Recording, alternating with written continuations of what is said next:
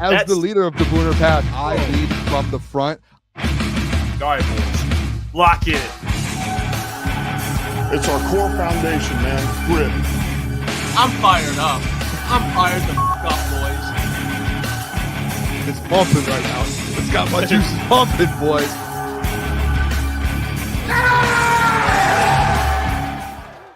Welcome to Crunch Time Sports with Jeff, Booner, Lukas, and Gentry. Will be joining shortly.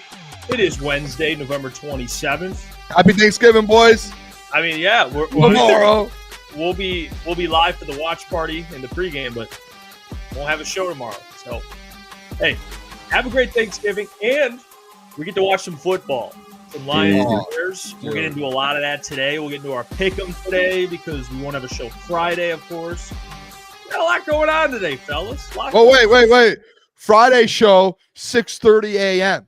People want to show up. We'll announce it throughout this whole show as people come in. 6:30 a.m. Friday or 7 a.m. maybe, depending on how Thursday goes with the family, you know, with how much turkey we consume, all of that. Hey, today, boys. Boone's going to be in a food coma. I do it. I'll say this. I've been thinking like, hey, I should be like on a diet, like working out until Thanksgiving and Christmas.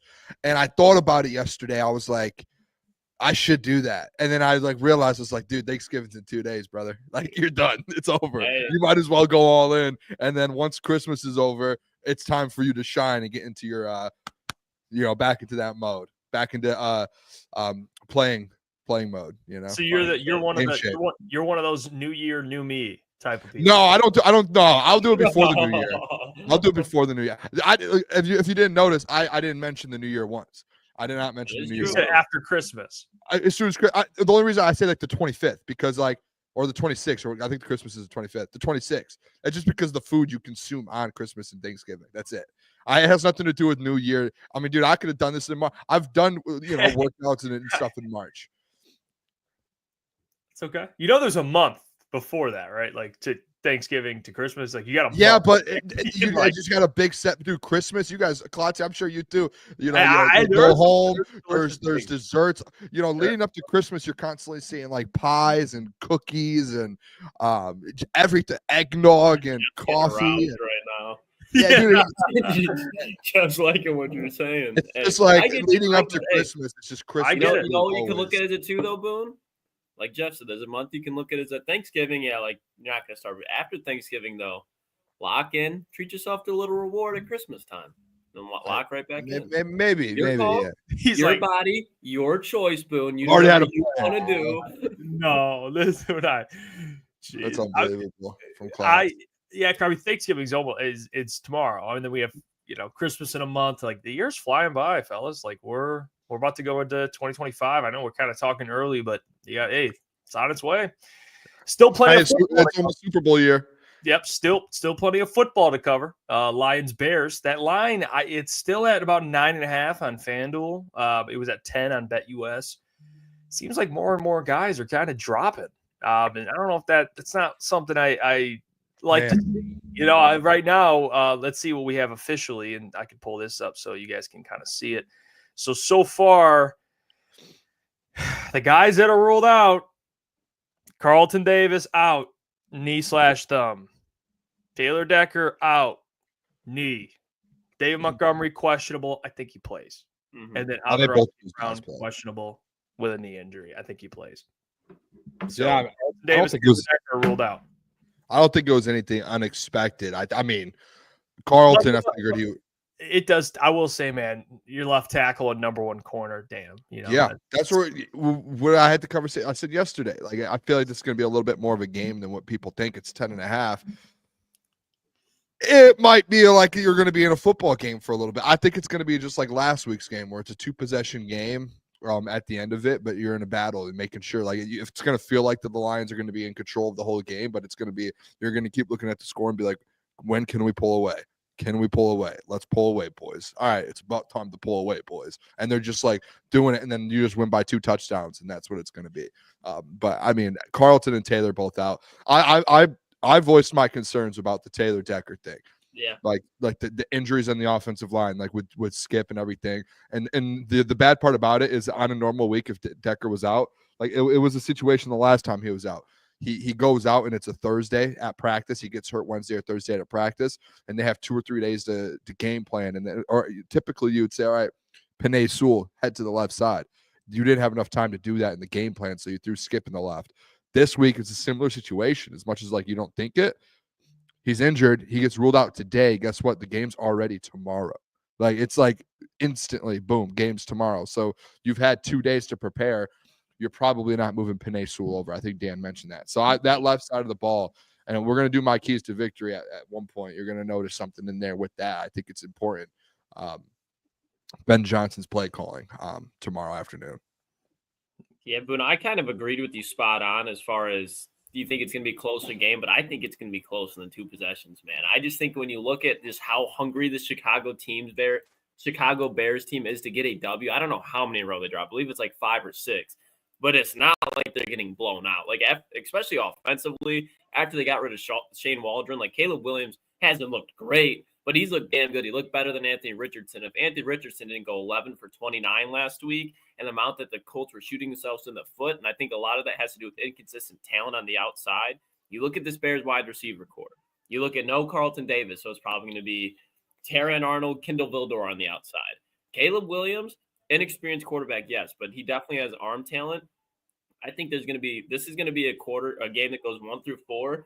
And to be honest with you boys, I think there's more of a chance that the Lions lose tomorrow than they do the rest of the season against like the Buffalo Bills, the Minnesota Vikings, San Francisco 49ers. Like I think if the Lions drop the game the rest of the season, the biggest chance for it to happen is tomorrow on Thanksgiving, where the Lions usually don't play well. They usually hang in there with Chicago Bears in general. Like if the Chicago Bears with Justin Fields were beating the Detroit Lions, I understand it was on the road, but you remember that comeback when they had to pull off last season where it was a miracle, Aiden Hutchinson sealing the game at the end. This is definitely going to be an interesting game, especially when you just look at the injuries that the Lions have. It's just the worst timing, too, because we talk about that Buffalo Bills game like, oh, it's a Super Bowl matchup.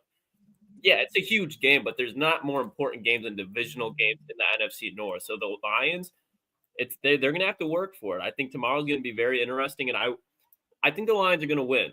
But this is definitely, at least in the last stretch of games, the least confident that I am in a game with them walking out the W. I don't think they cover. I don't. Wow. Yeah, I don't think that's – I'm going to be honest. I don't have them covering either, and I'll get to that score. I think they win, but I think it's going to be close. Wow. Yeah, because with the injuries and on top of that, guys, football is about matchups. And for sure, for whatever reason, the Bears match up defensively. It's a tough matchup. It's just like last year. Look at the last 2 games. That was with Justin Fields, but they had to come back at home to win, and then on the road they lost. Like, I think they win the game, but I can see the Bears hanging in there. Like they're healthier right now. The Lions are you're without your number 1 corner, your left tackle. Your wide receiver 1's banged up. Like this is just one of those games, man. It's like you come off a big win. I don't want to say big win, but you get a win on Sunday. It's like short week, and you're kind of limping into this game.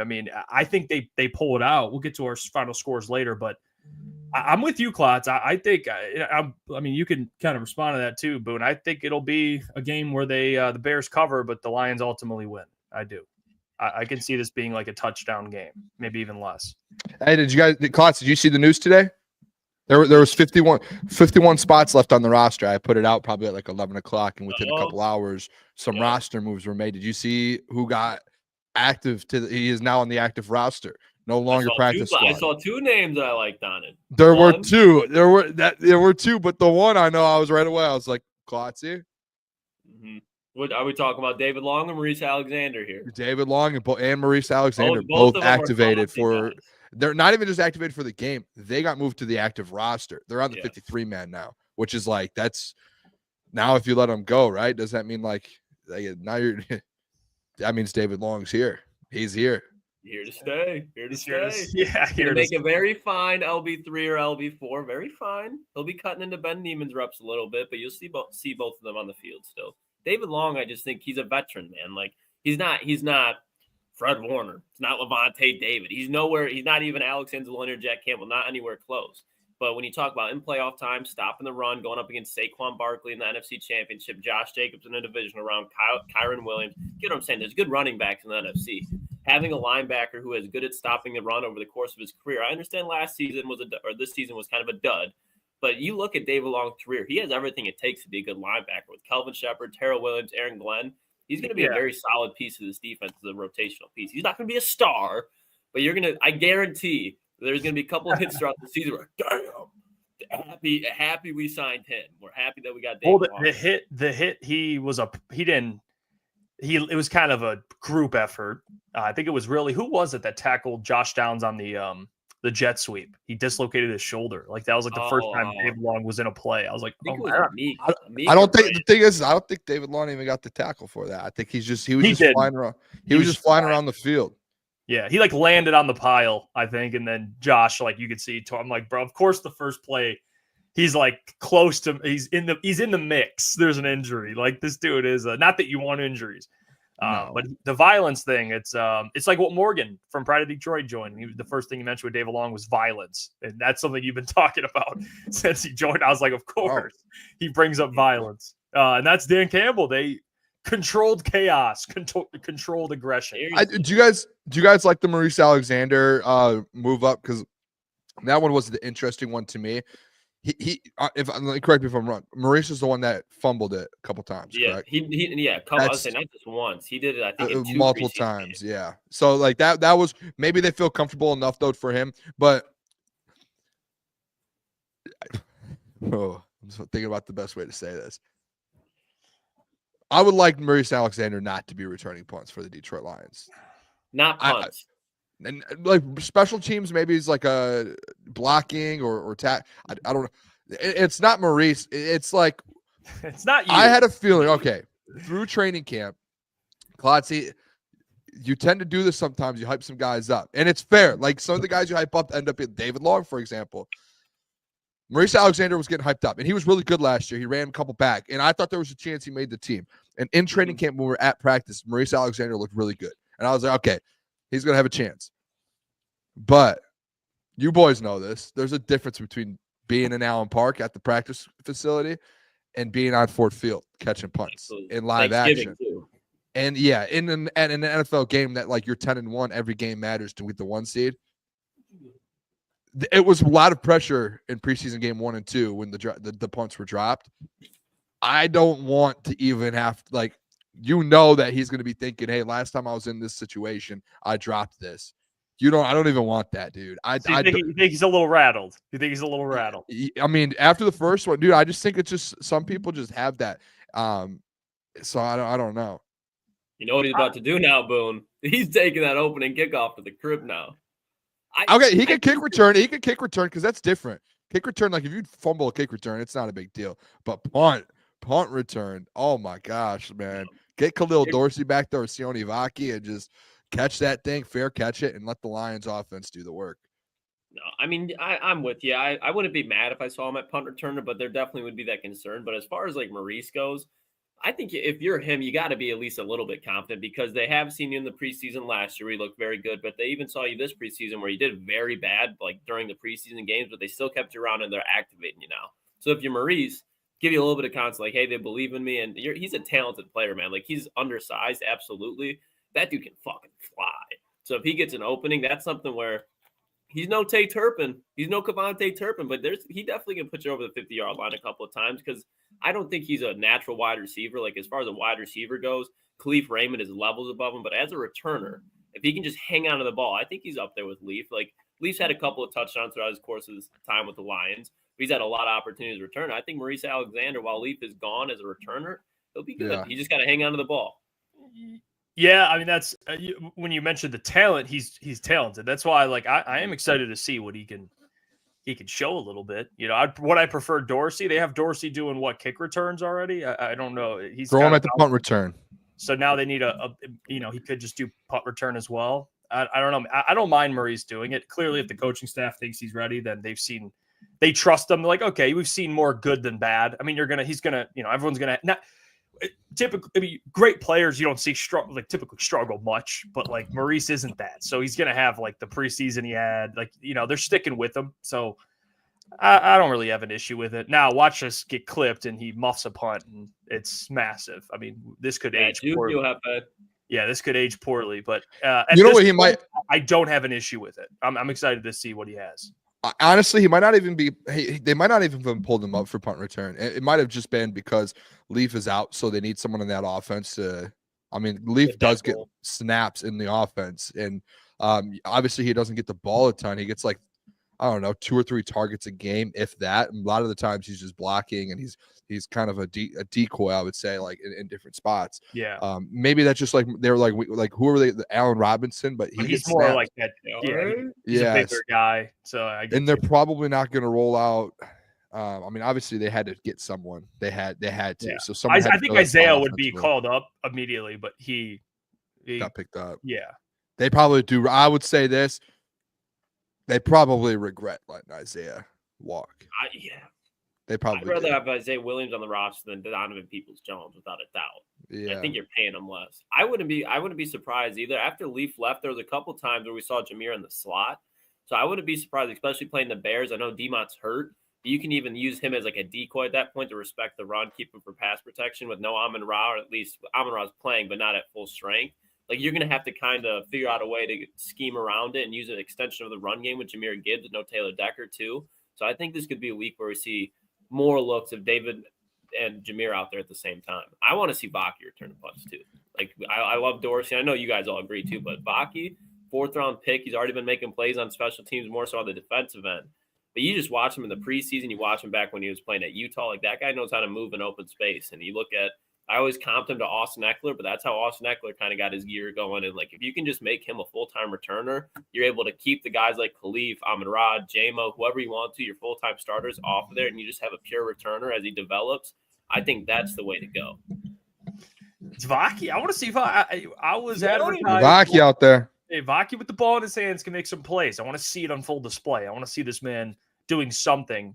We already know he's a good special teamer, but I want to see him return. I'm open to that too. I'm open to that too. Who's the Bears kicker? I'm trying to think off the top of my head. I can't. Santos. Is it Santos? Oh, yeah. I would either way. Whoever it is, I think you're correct. But like, wait, the Bears. The Bears kicker. Kicker or punter? Kicker. Either. I would love to see Vaki like breaking through all the blocks, and it's just the kicker or punter 1-on-1 with Vaki. Oh, is it? Hold on. I want to see something real quick. Yeah, the punter's the rookie that Caleb told. He's the Australian rookie, and I want to. Yeah, he's the guy that Caleb told. Vaki on Santos. I would love it. They just sat on Thanksgiving, sitting there eating some turkey, just watching Vaki just decapitate Cairo Santos. I will say, Santos is he'll get hit. The kicker they have, Torrey Taylor. He's an Australian. The punter they have. He's an Aussie, and I'm just gonna say this. You guys know I'm experienced with. Hey, they have the AFL over there, the Australian Football League. No pads, nothing, and they just it's like basically it's soccer and American football. Yeah, because they got rugby big over there too, isn't it? Yeah, so it's like rugby, American football, and soccer all mixed. So they're like punting the ball through like goals, and they're no pads, like straight up hitting each other. Hey, I know I would say Vaki could decapitate anyone, but I'll tell you what. Hey, any punter's making an Australian punter that might have played in the AFL in his career. I don't know if he did or growing up he played in the Australian Football League. No pads hitting. I'm sure he's not afraid to say, "Hey, come on, mate." Yeah, he's a little different. He's built different. Yeah, he's got a screw loose. Some of those Aussies. That's the funniest thing. And he went to Iowa too, so he's like, "Oh, hey, I'm ready to go, buddy." The definition of just grit. That's what he is. Just grit. A good thing Lions got Jack Fox. He's got the Aussie in him, and he's got the Jack Campbell in him, so he's a little crazy, dude. Diggity dog. As an Australian, I am offended. Maybe he got more Noah Fant than he did Jack Campbell. And no offense to Australia. My best friends in the world are all Australian. So this is I know very well. They're dogs. Absolute dogs, dude. Shout out. Yeah. Shout out Diggity Dog too. Where are you from, Diggity Dog? I'd love to know. Imagine if that's just like one of my friends like in like disguise. That'd be kind of funny. You've been getting played this whole time. It's like a burner just going at me my whole life. Diggity Dog says he didn't play AFL though. Is AFL? I didn't even know there was an AFL. Australian, dude, I'll show you, dude. It is elite. I'm interested now, Boone. Yeah, it is elite. Not it. Because whenever I see like it's all like, especially like New Zealand players, obviously Australia, New Zealand, like New Zealand rugby. Like I don't know if you guys ever watched that. It is fucking terrifying. It's terrifying. Like I love playing football, love contact, liked getting hit, liked hit people. There's no way in hell I would ever play rugby, at least like that. They have Giovanni Manu just running out there with the ball, like running a 4-5, no pads, no nothing. You're asking dudes my size to tackle, not a chance. Do you see that? I saw a clip before. It was like a girl who's like a beast at rugby. During the Olympics, she was going crazy. Yoked. Yeah. Like she's probably 6 foot, like yoked, and she's just running chicks over. I'm like, oh my gosh. I'm good. We're gonna watch some AFL, boys. I'll get you guys. When I was in college, when I lived with all the Aussies for like 4 years, they have their grand final or grand whatever it is, and it's like their Super Bowl, and it was on at like 5 a.m. So we would stay up until like 5 a.m. or 4 a.m. here, and we would watch it. It was elite. They have a Lions team too. How'd you stay up that late, Boone? Just I'm just up with the boys. Maybe a few cocktails. Hey, by the way, look at Dady. He says some rugby players have tried playing NFL, but it's too hard for them to learn the skill positions. They can't get their head around the route trees and stuff. They're just all. Dude, remember the Chiefs guy, the Chiefs kid? He was like one of the best up and coming rugby players. He was like a superstar, I guess, as a rugby. I think it was rugby. Oh, yeah. And the Chiefs signed him this last offseason, and he ended up getting cut in training camp, or he got released. And he was they signed him to like a good deal, and like he was like a superstar, I guess. The only one that I could think of working out is dude from Eagles right now, the tackle.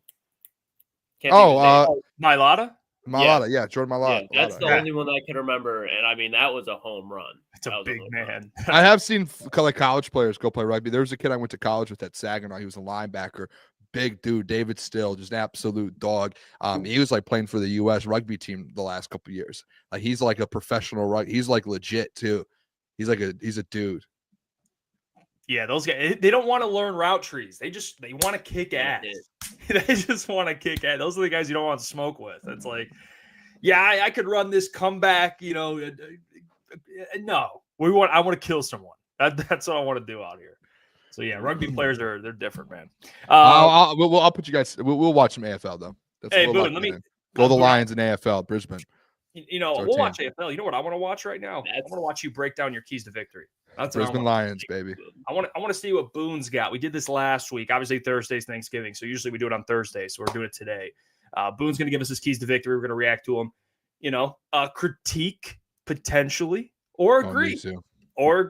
I know every time. Yep. I mean, that's what I'm advertised. That's what I'm being advertised. The perfect list. Tafka says, I feel like Gio Manu would be unstoppable as a rugby player. Oh, he would be elite. You want to tackle that big fella? 6'8", 350, no gut? No, you don't. You do not. You do not. All right, Boone. I'm curious what you got for it. Throw it up. It's an important one, Boone. They've lost the last 7 straight. These keys to victory. You got to be dialed in today. Got to be dialed in. Jeff, are you sure? I think it's 8 straight. I think the Lions. I think it's 8 straight games. I think it was like 2014, maybe the last time. I could be wrong, but when I counted, I went in Wikipedia the other day and counted. That's probably not the best way to figure it out, but I got 8. All right, I got some Red Bull tonight, trying to keep me up here a little bit. No free sponsors, but shout out. All right, Boone. Talk to me here. What do we got? All right, throw up the first one here, fellas. Booner's keys to victory for the Lions versus Chicago Bears. Hey, I keep saying everything. Like I post everything on social. I'm doing like Thanksgiving edition. I feel like, hey, I tried to find a turkey to put on there. I'm the turkey. You see me right there? That's the turkey. You're looking at him. All right, first key to victory though versus Chicago Bears. Guys, it's gonna be a football game. I know a lot of people think it's gonna be a 40-point game. It's a 10.5-point spread. I know Dan's going to have these guys absolutely dialed in because they haven't won. And I think more so, and Dan said it in the press conference this week, he said, I really don't care about winning 8 straight and winning in Thanksgiving. What I care about is winning the division and looking at this as a divisional game, a must-win divisional game to win the division, to get the 1 seed and all of that. So he has a little bit of a different mindset than probably some of us fans and how we have been talking about and all of that. But I think the number one thing here with all these injuries, fellas, I think these injuries make this a little bit of a closer football game, which is going to be a little bit of a problem. You're going to have to find a way to win the football game with no Carlton Davis, no Taylor Decker, potentially no Amon-Ra, potentially no David Montgomery. I think some of those guys play, but the other 2 are officially out. Number one, fellas. And I think we've seen the game versus Houston with no Taylor Decker, and we saw what the first half was. They kept trying to go behind that left side with no Taylor Decker, with Dan Skipper, with Graham, and they could not find any success. And then when they would try and pass the ball, guess where the pressure was coming from? The left side, consistently. The number one thing I think on tomorrow's game, guys, is knowing Taylor Decker is now out. Ben Johnson, play calling matters. And I hope you've recognized it over the last few weeks when Taylor has been out. And you notice, hey, let's not even start going to the ball to the left side. Let's go straight to the right. Put the ball behind Penei Sewell, Kevin Zeitler, and Frank Ragnow. Those three guys over there, you put the game on their backs. And then you do it from the first snap. You don't wait like in Houston when they decided, hey, in the third quarter, hey, let's start running things behind Penei. Let's start getting Penei out and screen passes. Let's get him out. No, you do that from the jump. Those three guys right there, those are the guys that are going to keep you in this football game offensively. This is going to be a big game, guys. And if it's a close game, you have to be able to go to that right side and dominate. And I think eventually once you start doing that, guess what that makes the defense do? Hey, makes them come up. Overcompensate, go to the right side. You have to scheme to that side, right? Guess what it does? That opens up the left side a little bit more. So you start the game off, hit that right side, and do not stop until you start to get an opening on the left. And just take care of Jared Goff too, fellas. The offensive line. Yep. You need to. It's important. It's big. All right, number 2 here, guys. This is another big one. I think all three, honestly, they're all big. I think the number one thing defensively, and I've been reading a lot of stats, and I've been going over a lot of different things. Whoa. Oh, that's crazy. I've been seeing a lot of different things, though, about this the Chicago Bears pass defense. DVOA and all those stats, I've seen their top 10. They're this, they're that. Both the Detroit Lions and the Chicago Bears offensively were top 10. Defensively, their pass defense has been better. I think you know what stops that, guys? You put pressure on the rookie. Yep. The rookie quarterback. You see rookie quarterbacks struggle. You've seen Jaden Daniels struggles in times with pressure. You've seen Caleb Williams. You've seen Bo Nix. You saw last year, I know CJ Stroud played really well, but when he was pressured, guess what? It's a problem.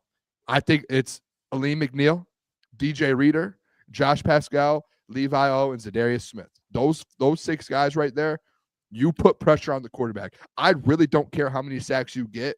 Honestly, I don't. As long as you're making Caleb Williams throw the ball away, throw dumb passes, interceptions, make bad plays, bad reads, put his teams in a tough spot and make him make mistakes. I think that's a big thing tomorrow is take advantage of a rookie quarterback. A bad offensive line and a rookie quarterback, you make that man make as many mistakes as he can. That's how you're going to win this game. That's how you hold them under 14 points tomorrow is you just put their quarterback in a really bad position. Constantly put him under pressure. And I think defensively, if you have no Carlton Davis, you're beat up. You have no Alex Anzalone. All right, defensive line. How crazy is this, fellas? How crazy is it to say, like, all of a sudden, we thought the defensive line was the weakest link. Now we're asking them, hey, we need you guys tomorrow to be able to step up and make plays so we can win this football game. So that's a night and day difference thing for this defensive line here heading into tomorrow. And the last one, guys, what'd you say? Sorry. I said no question. You're right. Need the defensive line to show up. I mean, rookie quarterback, add Ford Field. Yeah, I'm with you. And the last one, and this isn't like a whole team. This is really, honestly, guys, this is one of those things, this last one, to where we have seen play in Thanksgiving games over the last 8 years, the 8 straight losses. We've seen in big games when the Lions played the Seahawks in these big games, the Ravens in these games, and in these random losses that you have. What's one thing that ruins this football team when you lose? It's you start playing stupid football. Yeah. You don't play Detroit Lions football. You start making dumb mistakes. You try and force plays. You try and make the big play on defense instead of just making a tackle, and you end up missing the tackle. You fumble a punt. You do this. You do that. You get stupid penalties, stupid pass interference calls. Guys, I think that's the easiest one for tomorrow. And if you take care of this, you just win the football game. Mm-hmm. I think it's just smart football. I think it's just, like, honestly, I know it sounds dumb and it sounds simple. And I think Dan's going to be preaching this to the guys and AG and Ben. And I think it's, hey, take what the Chicago Bears give you. Like, you have even with guys hurt, you have a better roster, you have a better team, like all around you have better coaching staff. If you just go out there, take what they give you, and just play smart football, no stupid mistake. I could have gone turnovers again, Jeff. I think it's just all in one. Like, no dumb turnovers, no dumb penalties, no dumb plays. Make every tackle. Don't miss tackles. Like, don't drop passes. Don't fumble. Like, all of that, I think it all goes into one. It's just smart football, because the games that it's been close in, like Houston and stuff, like, you saw, like Dan says it all the time. It's just like when we don't get a touchdown or they score a touchdown, it's literally just one man missing his block. It's one guy missing a tackle. It's one guy not in coverage in the right spot. Say, hey, why don't we just play smart football tomorrow? I know this is just like Booner. This is the op. That's it. This is a Chicago Bears team who has lost like 5 straight football games. You should be able to go in there with ease, not make this a football game and go win it. As long as you're playing smart football, take what they give you, run the ball behind those guys, pressure Caleb Williams, and guess what? You're gonna go out of there eating a turkey leg, and you're gonna win the football game and be happy, or turducken, whatever it's called there. Turducken, good call, Boone. They always go to turducken. We did a turducken last year at the Klotz family Thanksgiving. You guys had that? Yeah, very it's a football thing. You know, I don't know. I'm not gonna say who invented it, but I'm gonna make up who I think invented it, just because I think it's cool. I think John Madden invented it. He broke it down like no other. So he might have been. For me, I've learned the turducken through John Madden. So, but those are my 3 keys to victories, boys. Just run the ball behind that right side of the line and run the whole offense through those 3 guys there on that right side. You know what the left's been. You've seen the sample size, 2 different games now. Pressure Caleb Williams. Let the rookie make mistakes on his own. And play Detroit Lions football. Play smart football. Take what the Bears give you, and you're going to win this football game, and you're going to cover the spread. Yeah. I like, you know what, Boone? I will say I do agree with these. You know, maybe I can poke at you and say, dig deeper. You know, smart football. Of course, they got to play smart football. You got to dig deeper than that. These are household takes, Boone.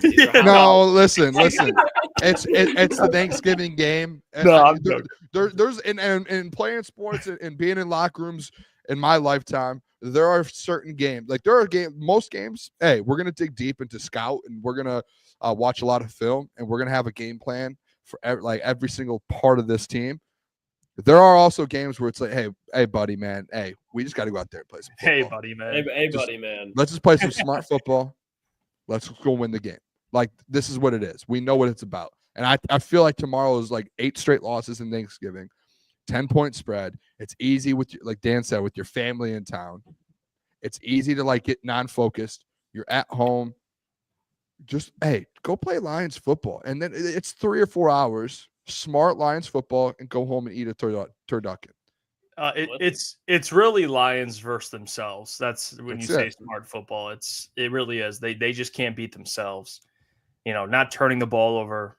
That stuff's gonna matter. I mean, Jared Goff against the Bears, although he did overcome it at home and came back and won, but the interceptions, like they'll take the ball away. This Bears team, they're good at that. Boom.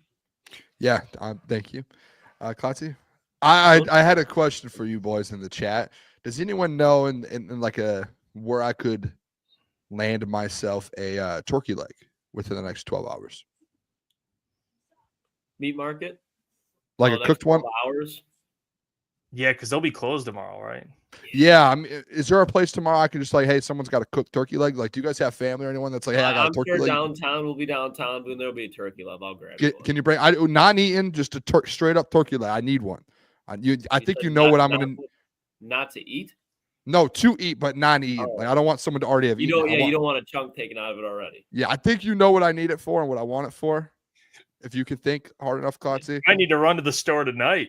What time they close? Yeah, but then I got to cook it. I don't really want to cook a turkey leg. I thought I was at the store earlier today. I bought stuff for Thanksgiving tomorrow. And there's no turkey leg out there?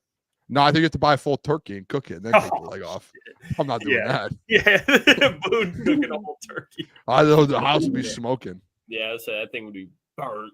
It'd be completely burnt on the outside and just like raw in the middle.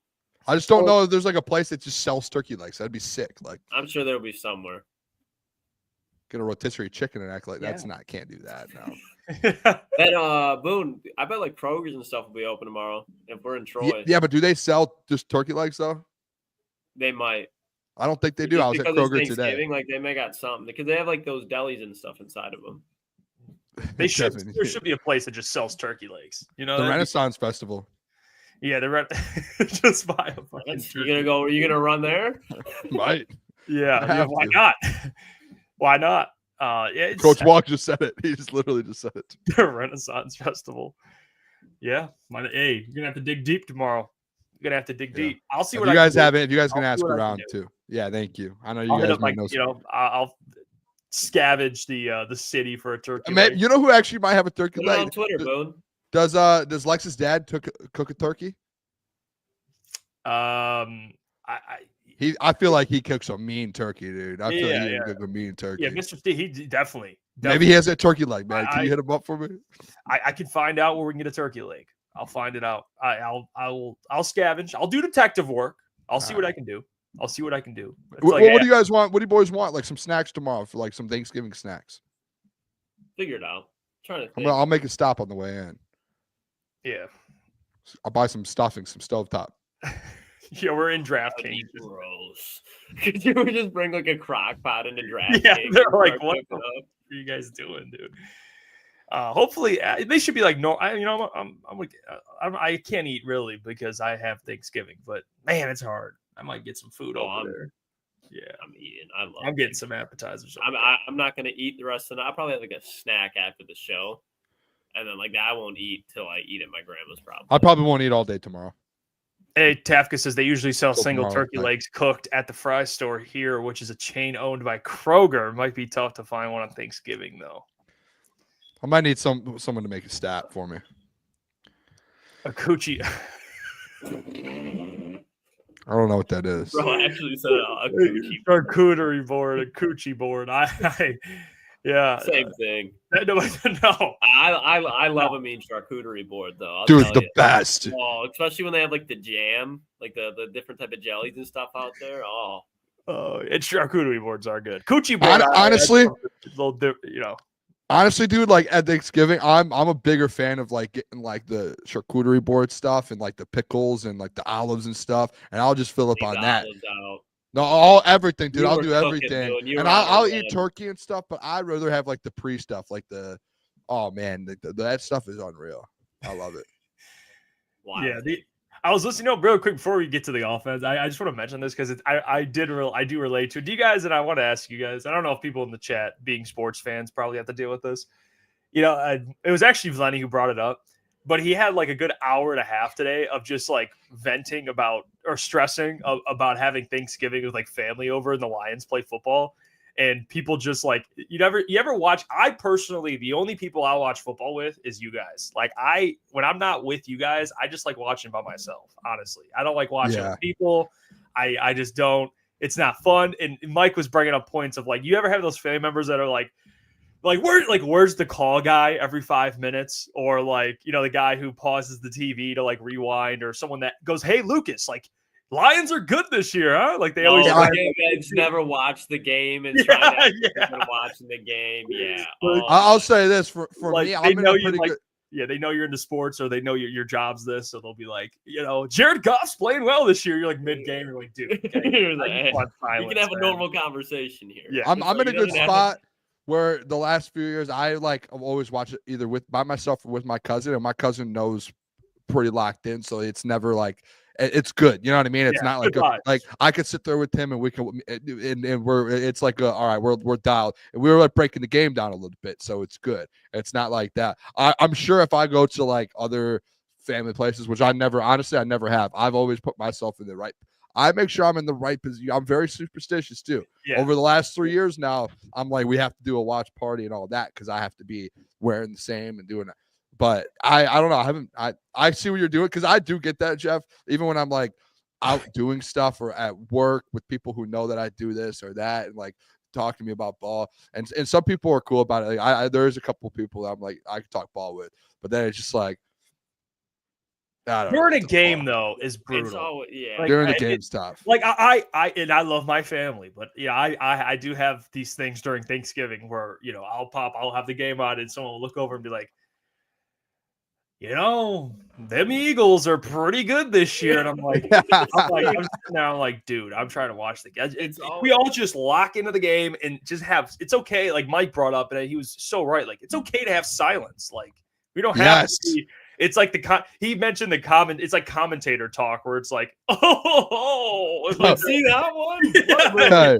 Where's the flag? Like every 5 minutes. Oh, if I'm not watching with you guys, I'm either watching with my dad or my dad and my brother. And my dad's just like the old school dude where it's like a flag where it's like back in my day. It's like, oh, you could have. And so it always sparks an argument. Then me and my brother, we're both super passionate about the Lions, but we're like polar opposite of viewpoints. Like he loved Matthew Stafford and cannot stand Jared Goff. Like Jared Goff could win a Super Bowl and he still wouldn't be able to do it. So I just troll him the whole time. It's just argument.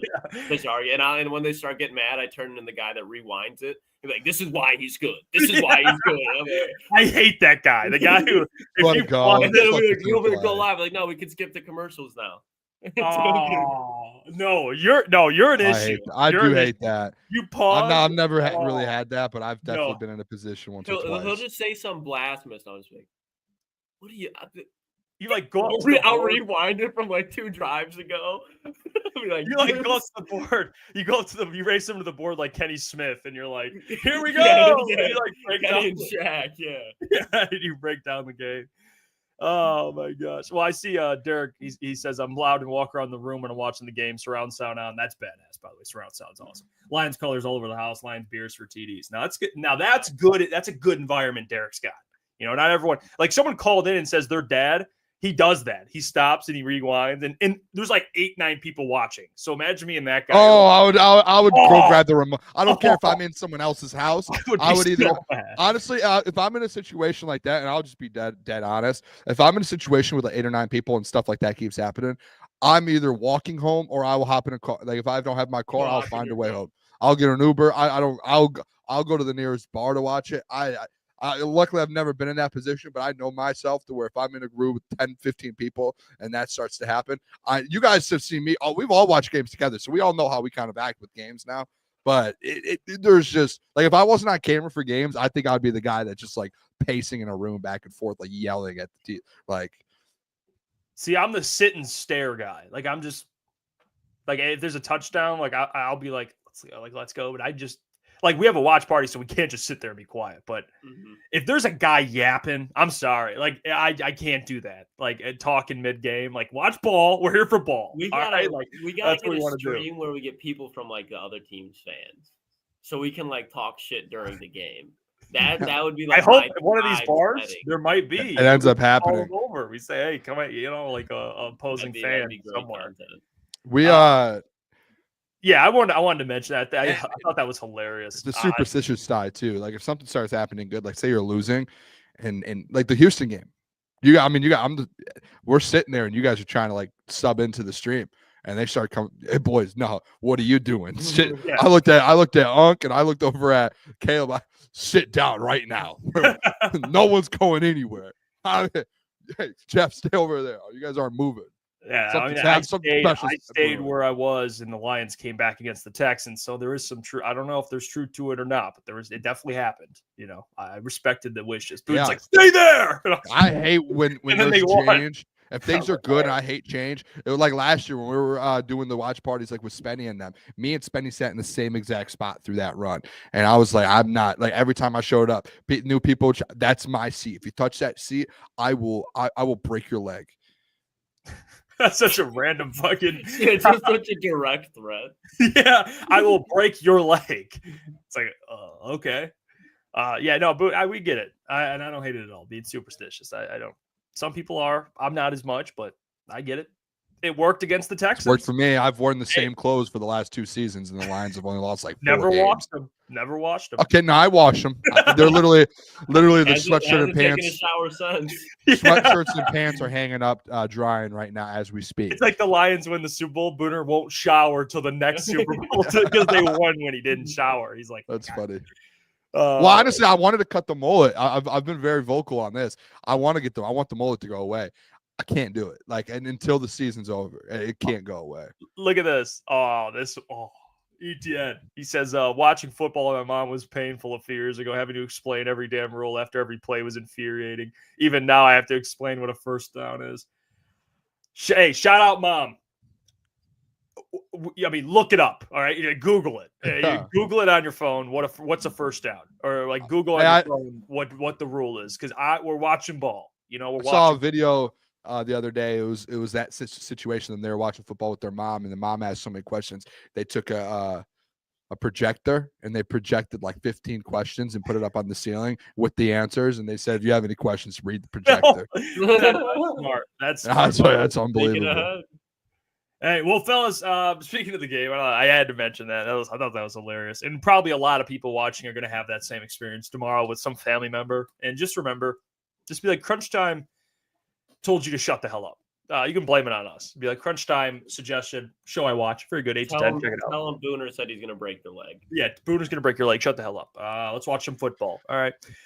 I've broken a leg before. Lions offense. That's the Booner's like, go break a leg. That's what he means. He's going to break your fucking leg. Okay. Yeah. Lions offense. All right, we'll start. We'll start with the defense. I think it's an interesting combo. Boone, you mentioned it. You got to pressure Caleb, which I do agree with. But I want you guys to kind of give your thoughts on the matchup there. You got the Bears offensive line, which is like one of the worst in the league. Caleb Williams, you kind of talked about him a little earlier as a quarterback, but the weapons against this defense, which is kind of shorthanded now without Carlton. And now we'll see what happens with like a couple other guys. Anzalone is not there. They got to kind of fight through some adversity here. I'll say this. Doing some research, I like a matchup. I find matchups in the game that I do like, and one matchup that I absolutely do like is the Chicago Bears run defense, which ranks 20th in the NFL. 20th, right around Cincinnati, by the way, right by Cincinnati. Cincinnati's 21st. They give up 129 yards a game. The Bears give up 129 yards a game and rank 20th. That's actually 0.1 difference, so they're right there. But here's the thing. Here's the thing that matters, fellas. Last 3 games, the Bears are giving up 124 yards per game. The Bengals are actually better over the last couple of games. So the Bears are still this like not great run defense, giving up well over 100 yards per game. That's the matchup I really do like on at least for offense defense. But for defense offense, in the trenches, baby. Caleb Williams, he's been sacked 44 times. So when you talk about running the football, stopping the run, getting after the quarterback, the Lions have that advantage to dominate. Not dominates, maybe a little aggressive, but win that battle up front on both sides of the ball. So if we're talking defense, I like them against DeAndre Swift. I think the over-under is like 47.5. Slam the under. Yeah. Slam the under. And I like Caleb Williams to get sacked 3 to 5 times tomorrow. So I like him on both sides. Like it. Boone, you want to go next? Or you want me to take it? You can go. Go ahead. I would say I'll go off with defensively the matchups I like. Kind of staying with the DeAndre Swift, but just DeAndre Swift and Roschon Johnson versus linebacking core. Because I think when you look at it, this is going to be DeAndre Swift. We know what he is, okay? He's a very fine threat out of the backfield when you get him in space. But when you just look at this Lions run defense, it's one of the most elite in the NFL right now. And DeAndre Swift, as far as the running back goes, is not elite. He's good, but he's not elite. And I think when you not even look at linebackers, you look behind it when he goes and runs the routes. You got Brian Branch back there. You got Amik Robertson in the slot. I think DeAndre Swift, when he gets going, is what gives Caleb Williams this offense the most momentum because now you can really throw to the threats on the outside because you're worried about Swift. And behind him, Roschon Johnson, he's all right, but he's not running away from anybody. Like Malcolm Rodriguez alone can eliminate Roschon Johnson. So I think when you look at this defense, I think they're going to handle these running backs, and that's huge when you talk about a rookie quarterback and setting up the play action. You talk about the offensive line like you did, Jeff.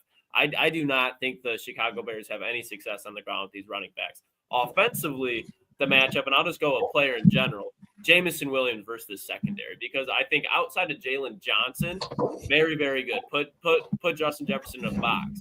I think they're going to be moving Jamison Williams a lot in motion. Then you're going to see him on Tyreek Stevenson. Young corner, very handsy. I think Jamison Williams can expose him. You put him on Kyler Gordon. Kyler Gordon, he's all right, but he's not overly athletic. And then you look at Jaquan Brisker is on IR. So they got the mix of Kevin Byard, who's like 35 years old, and then I can't remember off the top of my head who the other safety is, but I think Jamison Williams, especially with Amon-Ra St. Brown being banged up right now, I really like what he can do tomorrow. So Jamison Williams against his Bears secondary, and then these linebackers and Brian Branch versus DeAndre Swift and Roschon Johnson. I'm a little confused. Hey, did you turn your mic volume like up all the way? Like what happened? You sound loud as hell right now. Is that me? Me? Am I loud? I'm confused. Are we? I'm confused.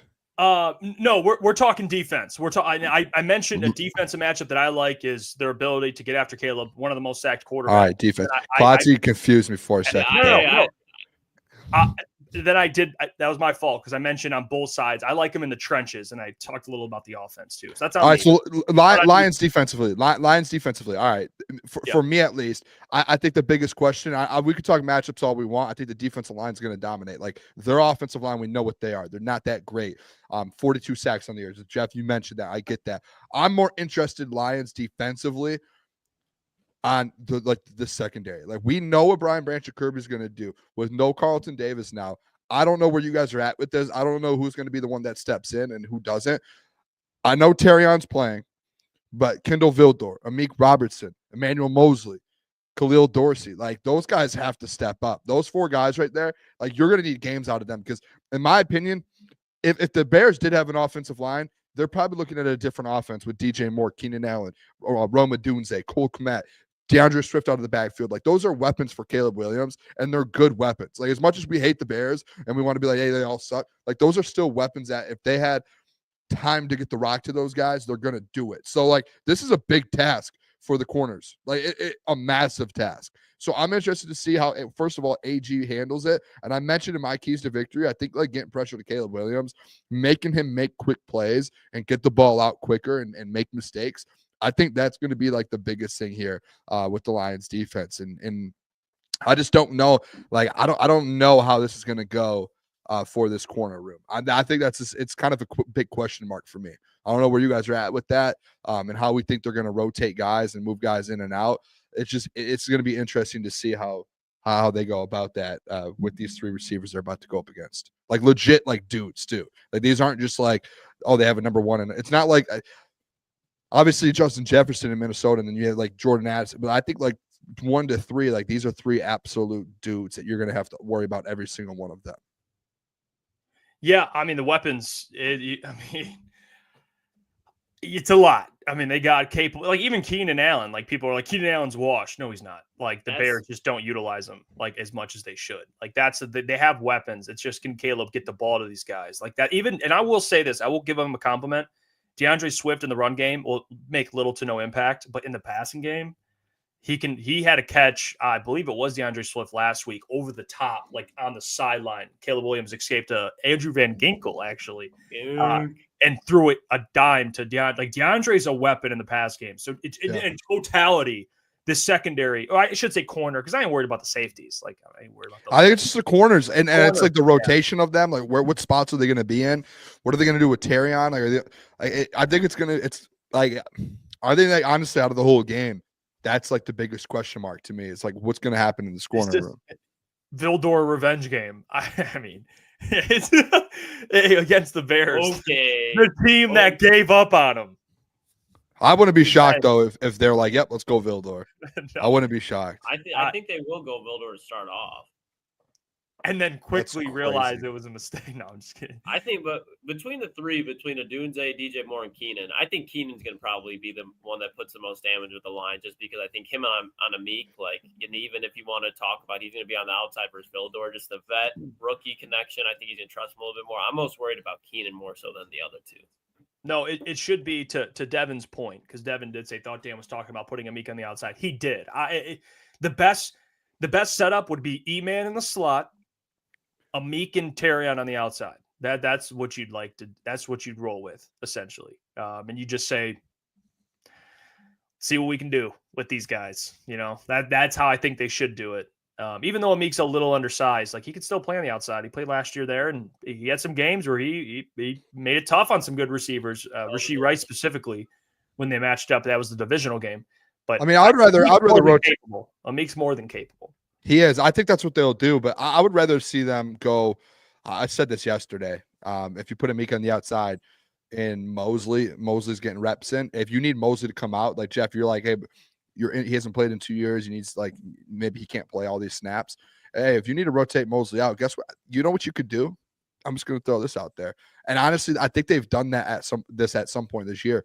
We've seen Brian Branch, I think, in the slot this year still, even though he's in safe, like he's rotated in at times in different packages. So, hey, if you need a guy needs a break or you need a just throw Brian Branch, get him back in the nickel, bring out Brandon Joseph. That, to me, you do that before you go back to Vildor. Like, if you're like, hey, if you don't want to get E-Man that many reps, all right, we got this. I could see. I think AG is going to be disguising coverages up like big time, like trying to confuse Caleb, because you got to think of it from his perspective. And we mentioned this on Monday. You're on the road, so you're going to go be in silent count. It's going to be brutal for him. He doesn't have a good offensive line, so he's going to be under duress. Hard to communicate. Can't run the ball. Like, he's going to be. And that, for a rookie quarterback, what's the biggest thing, right? A run game and protection. And on top of that, establishing a little confidence early in a game. Like, once you get some completions, like some layups, you're like, okay, I'm feeling it. He doesn't have, like, he's not going to have the run game. He's not going to be protected.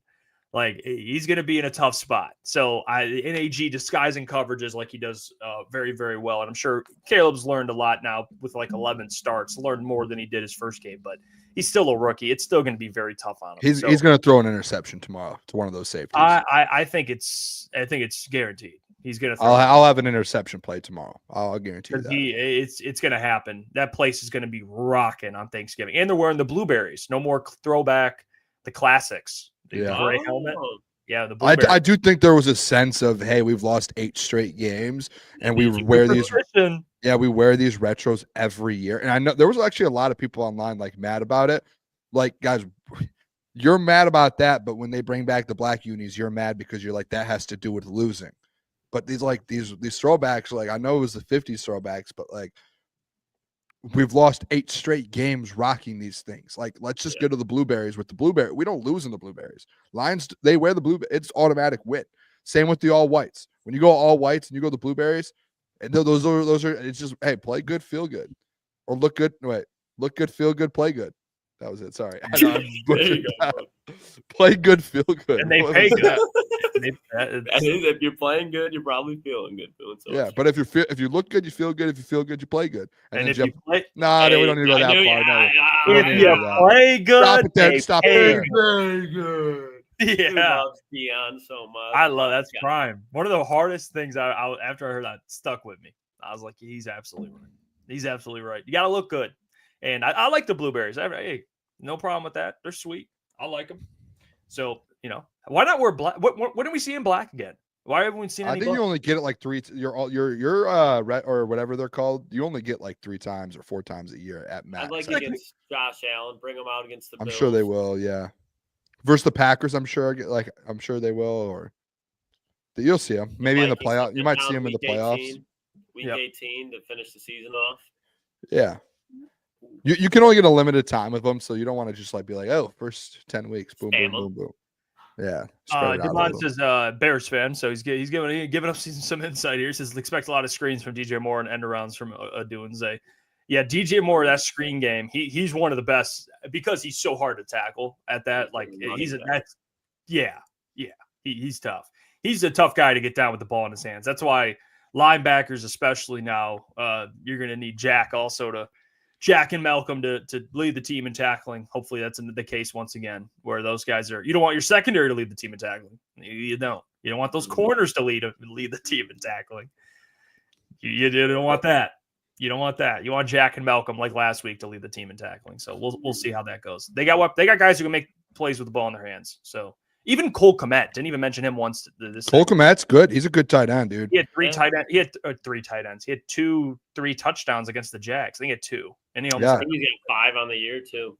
They do. They have weapons. That's why I think people are underestimating this offense a little because they've been playing bad. Like the wins they have are versus bad teams, but they still play teams close. And it's like offensively for them, it's just their offensive line so bad. Caleb, and then their offensive scheme for like the first 10 weeks of the season with Shane Waldron was just like brutal. It was, I mean, everything about it was just like, dude, how are you coaching football right now? Yeah, they hang in football games, and Caleb, he does have some mobility to him where, he's getting more comfortable. Like you could tell before he still holds on to the ball, but you could tell lately it's been like, okay, Caleb, he's probably getting coached on this. Like, 5-step, whatever, 5-7-step drop. When you drop back, make a decision. If nothing's there, run. Like, just do it. Cause he'll sit there and just pat the ball. Yeah. So I think you could see lately it's been like quick decisions. Like if the ball's not out, just run. And he had a couple times the last couple weeks where he's been scrambling. So they got to contain him. He's not Anthony Richardson, obviously. That dude is a freak when he's running. That dude's hard. He's big. He's fast. Like Caleb's not that type of athlete, but he'll scramble. I mean, I wouldn't be shocked if he gets like 40 yards in this game just on the ground, just little scrambles here and there. So, which is good. You want him to lead the team in rushing, by the way. You want him because like last week with AR, it's like he had 60. Okay, fair. That's fine. Yeah, you'll take that. What did that do for you? Nothing. Yeah, nothing. So they'll be all right. Now for the offense, I mentioned it. The run game's everything. I think. I mean, the run defense for the Bears. They have pass rushers, so that's something that you kind of like when we mentioned the Texans. Like the Texans had like a top 12 run defense. Bears are even worse than them. And we'll get to Klotz's watch list. You got Trevon Dexter. You got who's the defensive tackle? Zach. Thought he was about to name your whole list right there. I was like, no. I was like, whoa, dude, that's crazy. Who are you looking Zach, for? I forgot his name. There's another guy they got over there with the Bears, but they have like they have young defense. Zach Pickens. Yes, like they have younger defensive tackles. Their run defense. They have Montez Sweat, obviously, who's a very good player. DeMarcus Walker's having a pretty good year, but they don't have like. They should be able to run the ball effectively, even without Taylor Decker. They should be getting maybe not 6 yards a carry, but they should be getting like 4.5, 5 yards a carry. And if you have David Montgomery healthy, you got to take some pressure off of this offensive line, especially if you have Dan Skipper in there. You don't want him dropping back. You don't want Jared having 35 pass attempts and Dan Skipper dropping back 35 times against Montez Sweat or DeMarcus Walker or whatever. So they gotta keep this thing on the ground because that's what the Bears do not want. Especially with the guys that can make some plays. Kevin Byard, even at his age, he can still take the ball away a little bit. Jalen Johnson, one of the best corners in the league. They have who's the linebacker from Philly they signed? He's very good. TJ Edwards. TJ Edwards. He can take the ball away. Tremaine Edmonds. Like you got to watch because Jared Goff, I believe the last 2 games against the Bears. Let me check right here. I'll just give you the actual number. The last 2 games against the Bears, he's thrown 5 picks. So not worried. I'm not saying he'll throw. Don't care. 3 tomorrow, but they gotta be careful. This Bears defense will get takeaways. I'll say this with the Lions offense. I think, Jeff, you're 100% spot on. Number one thing, and I think it's always every week with the Lions offense, to be able to play at a high level, run the ball, like sets play action up, dominates, top of possession, all of that. My eyes are burning tonight. I do not know what's going on. But I will say this, offensively, a prediction I have, and I think it's going to happen. I do think this Lions offense, and starting at the helm with Jared Goff, they're going to be absolutely dialed in tomorrow. I just have a feeling like this is one of those games. We've seen it this year in like big games where they're like bigger games. And you're like thinking like, oh, this might be a close game. Jared Goff comes in and he throws 22 for 25, 18 for 18, 21 for 26. And he just is like, just every single pass. The only ones he misses are like tips or just like dropped passes, or he has to throw the ball away, but he's not missing any routes, nothing. Like he is spot on the whole game. He's slinging it. He's making the right reads. He's smart. He's not playing nothing stupid to turn the ball over. I feel like that's the Jared Goff you get tomorrow. This year in like games like this, he has been absolutely dialed in. Bold prediction. Now, maybe it's not that bold. I think I'm going to see how many times he's done it this year. He's done it 1, 2, 3, 4. He's done it 5 times this year. I think Jared Goff has over an 80% completion percentage tomorrow. You can even go higher than that if you want. I think he goes out there and he's slinging the rock. They have a good game plan for him, establish the run, get the run game going, and then let everything open up with Jared Goff. And I know this is a tough defense. Their secondary is pretty decent, good linebackers, good pass rush. Like, they have a defense. I just think that they're going to have a game plan tomorrow, knowing Ben Johnson, knowing what the meaning of this Thanksgiving game is. Divisional game. Dan's probably made an emphasis, like, guys, divisional game. We have to win this football game. This means a lot. And they're going to go in there, Ben Johnson and Jared Goff, with an absolute great plan. And you're going to see Amon-Ra have a big day. JMO have a day. I think Sam Laporta is going to get some tomorrow. I think it's going to be a big day for the offense. And I think 21 for 25 again tomorrow for Jared Goff. 22 for 26. Like that type of a game for 300. Think he cuts up? I do. Yeah, I just, it's one of those games, like, I just feel like he's going to come in prepared for it. Like, you saw it with Jackson. Obviously, the Jacksonville one's a blowout, but like even in Green Bay, like on the road in Green Bay, everyone was like, the cold, like the rain, he's going to have a bad game. And he was like, he knew he had to focus. The offense knew, like, hey, we have to go in there. He only threw for 140, but he was 18 for 22, 82% completion percentage. And he just, every time he needed a big play, boom, boom, boom, boom, made it. Seattle, 18 for 18. 300 yards, like boom, boom. Like, remember the Seattle game, the hype of that? It kind of feels like the same thing with Seattle, where it was like, we just have not beaten Seattle. And it's like, everyone needs, like, we need to get this off our back here. And that's what it feels like with this going into tomorrow. It's like Thanksgiving, the drought, and they're like, we need to win this game. Like, we need to prove that we're different. And then Jared goes 18 for 18 for 300 yards. Like, I feel like that's like a tomorrow type game. To your point, the Packers are 11th in passing yards, and it seemed like Goff kind of cut them up a little bit in the raid. The Bears are 13th, and they allow 209 to the Green Bay Packers, 206, so slightly worse. But their last 3 games, Green Bay Packers have allowed 182, the Bears 257. So they've regressed a little bit the last couple of games. I'm not saying you want to throw the ball like a ton. But to your point, I don't think it's going to be like, I get what you're saying. I get Jeff, even look like that Green Bay. I look at like that even Minnesota, like another divisional game. You play 2 divisional games. Like, Dan Campbell and this offense take the divisional games very seriously. He went into Minnesota again with the whole Brian Flores defense thing. Are they going to be able to stop Jared Goff? That whole question all week long. Another week of people questioning Jared Goff, and he goes in on the road, 22 for 25 for 280 yards and 2 touchdowns, no turnovers. Like, these types of games where it's like people are questioning, hey, it might be a tough game. Like, they haven't done this in so long. Like, let's see what's going to be like. Boom. All of a sudden, he's 22 for 25 for 300 yards and 2 touchdowns and 0 interceptions. And the Lions won by 2 possessions. And they never left control of the game. And I'm not saying this is kind of like devil's advocate here, because I think Goff does have a good game. But as far as the completion percentage goes, you're not worried the fact that Taylor Decker's out. He'll be under more pressure, kind of creating more uneasy looks in the pocket, because I just think of that Houston game, and I don't think Goff's gonna look like that, the 5 interceptions. But I'm just saying, as far as him in the pocket, at least in that first half, you could see he was flustered and just making decisions that they normally didn't make. And I think that tomorrow, devil's advocate, you could see another look at that. Maybe not as much, because there's not a Daniil Hunter out there or Azeez Al-Shai or that defensive personnel that they have. But Matt Eberflus does usually have a good defensive game plan regardless for this offense. Yeah, I don't know if it'll be as concerning. I think this is like they've already had the Houston game they had last week with Taylor Decker going down. I think they've had a sense of what it's like without Taylor Decker. I think that they know, like, hey, we have to game plan around that. Like, we have to be able to have something to combat that, like an extra blocker, an extra tight end over there, or David Montgomery out there blocking and coming down on that side. Like, I think they're going to know, like, hey, to be able to get time, to be able to get the ball out, we have to figure out a different way, which I trust them to do. Tight ends better be dialed in blocking. Big game, Brock Wright. Yeah, they gotta be dialed in. And I think Sam Laporta potentially bounce back. Potentially bounce back.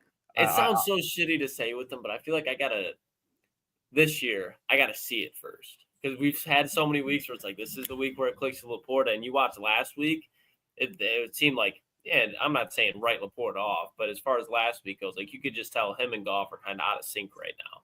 And I think when you look at Edmonds, he's very good in cover, not very good, but he has the ability to keep up Laporta in coverage. Same thing with TJ Edwards.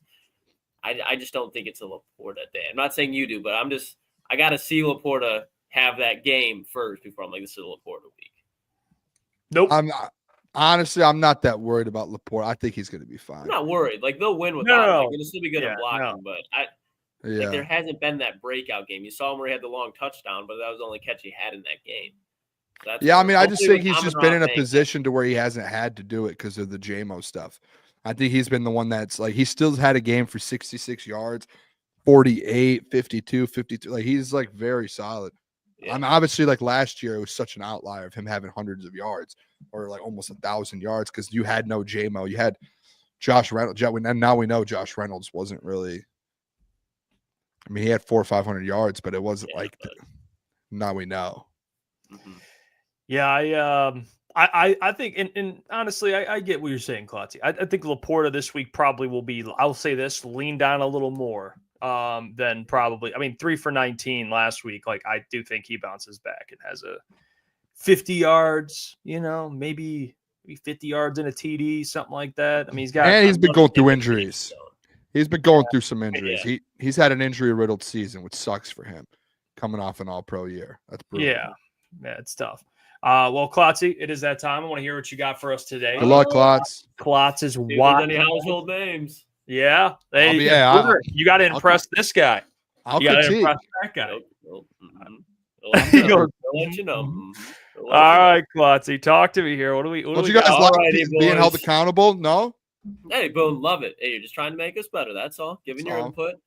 But you'll see, just looking at it, there's one common theme about all three of these guys. They're on the defensive line. Offensively, I feel like as Lions fans, we know all about them. Defensively, know all about them outside of maybe these guys. Gervon Dexter's going to be the biggest name, but you look at what Gervon Dexter's doing, second year out of Florida. He was a guy that I was huge on coming out of last year's draft. If we weren't going to take Jalen Carter, I wanted the Detroit Lions to take Gervon Dexter, and you're seeing why now. He's been undoubtedly one of the better defensive interior guys around the NFL, and he's off to a hell of a season. When you look at Frank Ragnow, when you look at Graham Glasgow, when you look at Kevin Zeitler, they're going to have huge days. But if there's going to be a guy in the passing game that causes some interior pressure, it's going to be Gervon Dexter because he can do it all. He's got finesse moves, he's got power moves, and his ability to actually finish all the way through and get to the quarterback. He's done it multiple times this year. So Gervon Dexter, he's one of the more underrated linemen and defensive linemen in all of the NFL. And another guy that's having a huge season for his standard is DeMarcus Walker. He was the guy that on our previous network, Jeff and I would actually make fun of a lot because he was doing nothing. And it's not like he's having a huge year. But when you look at Montez Sweat on the other side, he's been winning one-on-ones and putting pressure on quarterbacks at a decently high rate. He's not a guy that's going to be great at anything, but he's pretty good at everything. He doesn't excel, but he's a very solid player on the edge. And when you look at, they're going to probably try to get Dan Skipper on Montez Sweat. So DeMarcus Walker, he's going to have Penei Sewell. So he's going to be working on Penei a lot, but I think when he's on Dan Skipper, he can have some success. And the guy that's going to be in there when DeMarcus Walker is not is Austin Booker. And you look at Austin Booker, you say he only has a sack on the year. But when you watch Austin Booker, very inconsistent. You can compare him to James Houston if you want to, but when he clicks, this guy can fly around all over the field. And he's a third-round pick out of Kansas, rookie player. He's going to be a very good player in the NFL. He should be a Lion. He should be a Lion.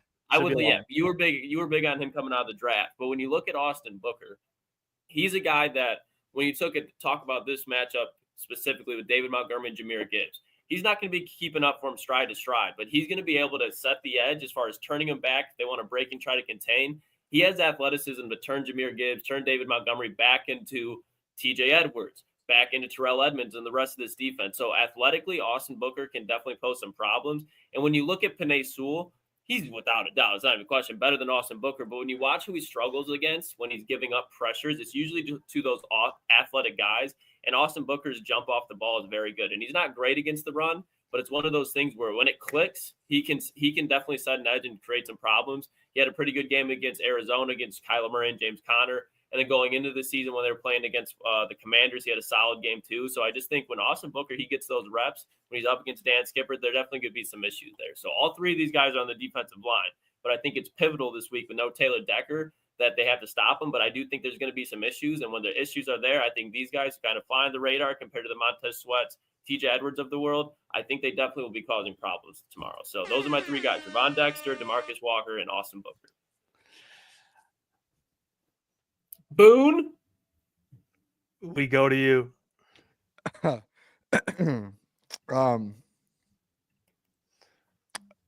Yeah, Klotz, good job, man. No, No, Klotz, listen, man. I think these are all three really good players. I like the watch out list. Do you want good news or bad news first? Let's hear why I should now put bigger names on this list. All right. Here's my critique of the list. After telling me to put less big names on my list. Yeah. No. I would like listen, Klotzy's list. Listen, this is what I want from Klotzy. Like, I want to know guys I don't know about. Hey, I want to know.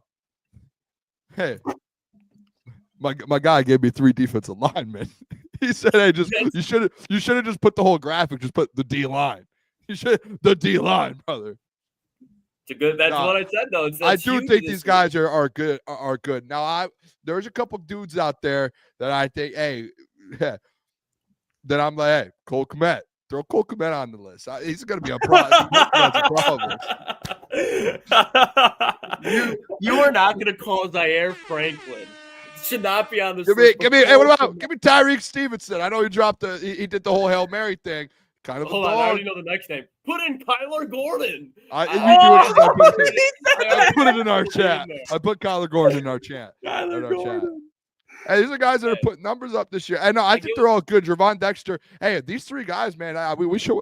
They have 8 total sacks combined. Hutch still has 7.5. I think they're got to worry about these guys, man. They got to look out. Yeah, you know what, ETN. I love it though, Klotzy. I think it was a good list. Thinking outside the box. Yeah, I do think it was a good list. DeMarcus Walker, Austin Booker. No one probably is ever thinking of Austin Booker, besides maybe Jeff, because we were talking about him in the draft a lot, and then he ended up going to Chicago. And remember the preseason, he had like 4 sacks in the game. We were like, oh no, this guy's gonna be a problem. But no, I think this is good. The only one you're missing here on this list, man, if you wanted to finish out the whole 4, man, you just Montez Sweat. You might as well have made it 4th spot. Zach Pickens. You might as well have just thrown the whole defense line. You know who I should have put? I should have put Noah Sewell on there. So I should have done. But there, Sewell like that. Sewell brother matchup. Yeah. I was honestly, and I was just gonna do it to piss you off, and I was like, it's just gonna. We're gonna be talking. I really wanted to put Keenan Allen on here, not because everybody knows who. I think Keenan Allen has a day tomorrow. Like Keenan hasn't been that great this year, but like that would have been a good one, honestly. That's why I was like, I think Keenan, like, he has a breakout. Household name.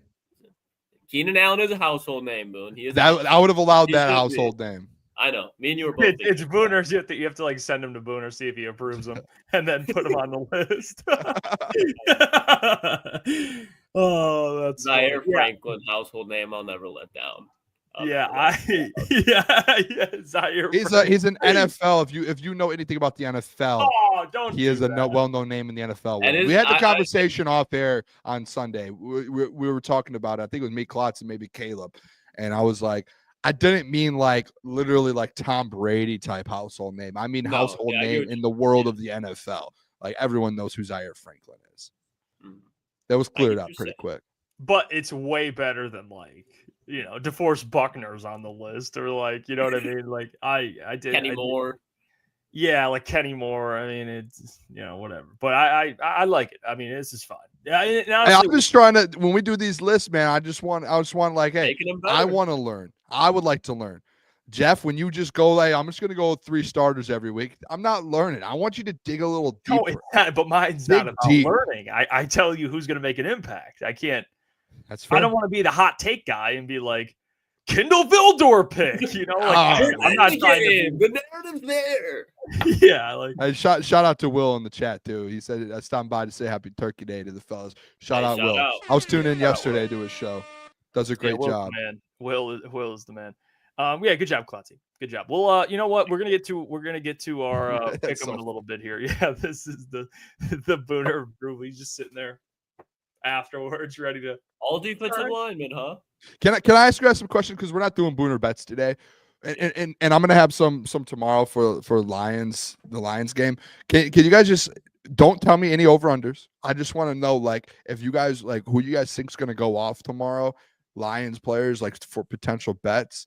Like, who are you guys looking at? Because I'm interested to see. I feel like these Thanksgiving primetime games are always a little like anything can happen. I've heard JMO a lot.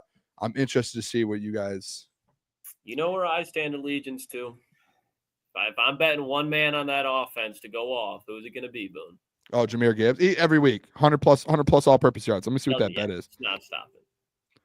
Hold on, let me see. I wouldn't- Jeff, are you on Laporta this week?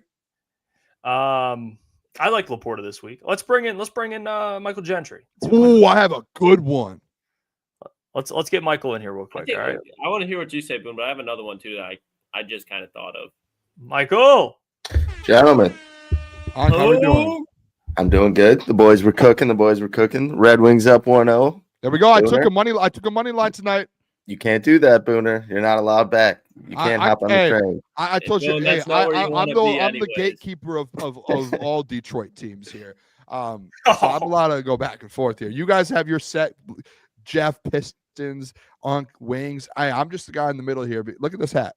Pistons tonight. I also bet the Wings. I bet the Pistons plus 8.5 tonight as well. Fun fact. How's that doing for you, Boone? I don't know. Okay, big emotional victory. Ivy game winner. The city stood up. Are they losing? The city stood up. And Are they losing? Sat back. Yeah, down. they're down 28 at half. Oh Booner. my gosh, Jeff! I Dude, thought they it were was gonna. a big win. Hey. The Raptors are like 500. They're like under 500. Ivy Flair. I try to go off camera to drink my Red Bull. I didn't realize we were on the screen. Bro tried sneaking in. I was like, Oh, all right. Oh. All right, let's get. I'm excited for this week's pick'em, boys. I'm going to show you the records here. We'll. wait, can you guys answer this question of mine? Let's not. Klotz said, "Who do you say, Klotz? Jahmyr Gibbs. Yeah. What player do you guys think is going off tomorrow, offensively for the Lions? To where it's like, hey, let's put all of our money on that guy." Oh, you're asking me? Oh, I'm asking all of you guys. Yeah, all the boys.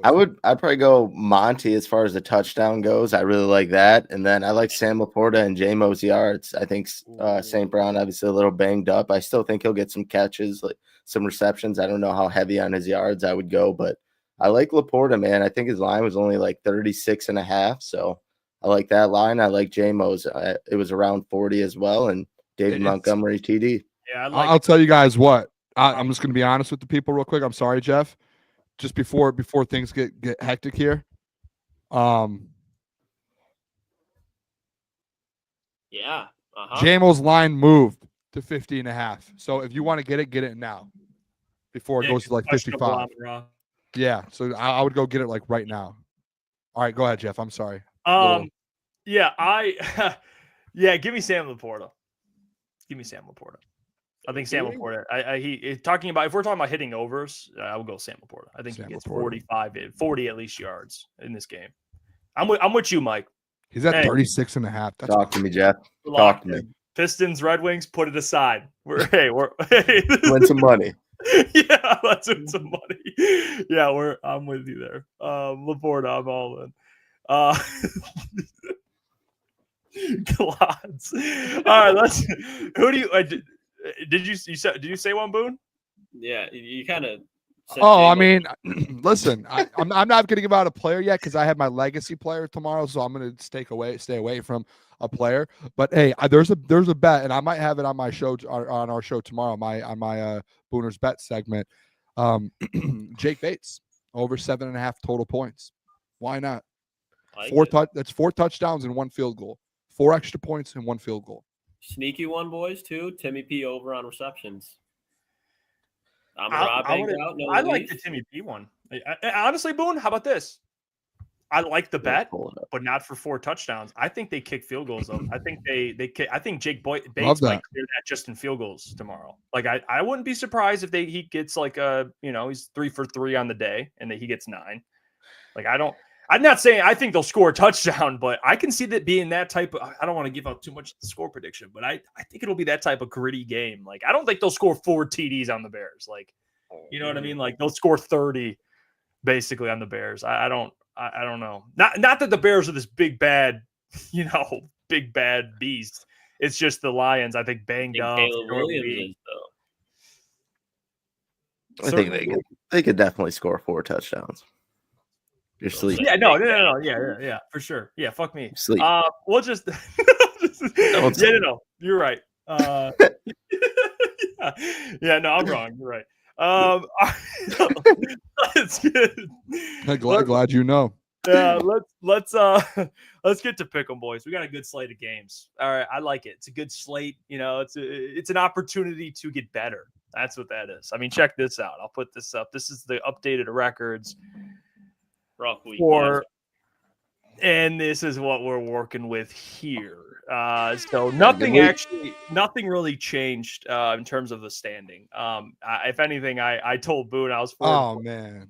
I was Wait, it's wrong. This Klotz is in last place now. No way. Yeah, Klotz. Oh my God. So Caleb doesn't even know. So he's Klotz is in 23 and 30. I sent it. I think. When did I send it? Monday. I looked at it and made this list. I don't know. I must have messed it up. Or yeah. Let me I go don't back. Hey, no, Boone, that's fake news. Fake I'm news. going to go back right now and check. Klotz is Invalid 23 source. and 30. No, I'm That going to go makes check sense. now. I just think the record, like the percentage, I think Klotz's percentage is lower on that. Oh. Well. Calculator. Let's see. Yeah. I'm going back to the thing that I sent. Wow, really? Am I stupid? Is 21 out of 25 percentage worse than 23 and 30 out of 30? Am I All stupid? right, so Are we really getting a calculator for this? Like, are we idiots? yeah, I'm an idiot because I don't know how to do this problem. Can't be an idiot for Problem. doing something wrong. Oh, I was so bad in math. I failed geometry my sophomore year, and then like straight by with a Not a big math 61 guy. my junior year. Yeah, Straight well, you have how many times does it's like 23 or is it 30 divided by 23 or 23 divided by 30? I think it is. You get a yeah, percentage, sure. Your best Yeah, guess is better than mine. something like that. Whatever. I'm It trying to doesn't find matter. it. Did I Who send it to cares, you? all right? These are the Either fucking- way, Yeah, let's Yeah. go. Yeah, I it's mean, it is a big deal here. Hey, position matters here. well If next week will Caleb- be updated. So there you go. If Caleb was here, he'd be flipping shit. But thankfully, He's not. Yeah, he's we're not. good. So we'll let it go till next week. The point is 3 to 5. We're all under 500. All right, we're all under 500. I had a 4 and 5 week. Mike 6 and 3. Booner 6 and 3. Lucas 3 and 6, and Caleb 5 and 4. Caleb was above 500 this past week. I was under 500, 4 and 5. And what would happen, Boone? Yeah, it's just Lucas is 23 and 30. And Okay, so I Caleb's just 21 swapped and 25. Yep. So there you go. You just swapped them. But yeah, Klotz. I would say 1 and 8 to 4 and 5. We're showing some improvement. I got to get back here. I got to catch Mike. Have a good week. He has a bad week. We'll see what happens. Not happening. We'll start clawing back. You know what? Why not us? Why not now? Why not now? I Let's know go. this week. Clean it up. Yeah. Up. Let's do it. Well, Not you, me. no, me. And we're gonna. I You're said gonna. what I said. Okay, well, we'll see with these games, and we'll Right. save obviously the Lions-Bears game. We'll get to later in the show, and we'll talk some Michigan-Ohio State. Oh, I talk don't think about they it. really want to do it. Bryce Underwood, huh, guys? Next year. Sounds like you're scared. Shaking in my boots. Not looking forward to it, Boone. Yeah, no, he's not. He knows this is his last year of being relevant. It's fair. All right. Bryce Underwood, you're saying? All right, let's get this pick'em rolling. Stop. All right, so first game on the pick'em. We're going to start with the Thanksgiving games. Obviously, exclude the Lions. We'll get to the Lions later. Giants at Cowboys. Drew Lock starting. Drew Lock starting. And no DeVito. You know, no DeVito. It's unfortunate. So you're going to get Drew Lock this week. Taking on Cooper Rush and the Cowboys. What do we think? Cowboys favored by 3.5 at home. You think they cover that against the Giants? I'm up first, right? Because I'm Yep. I'm the king at the moment. He knew that. He just wanted to flex.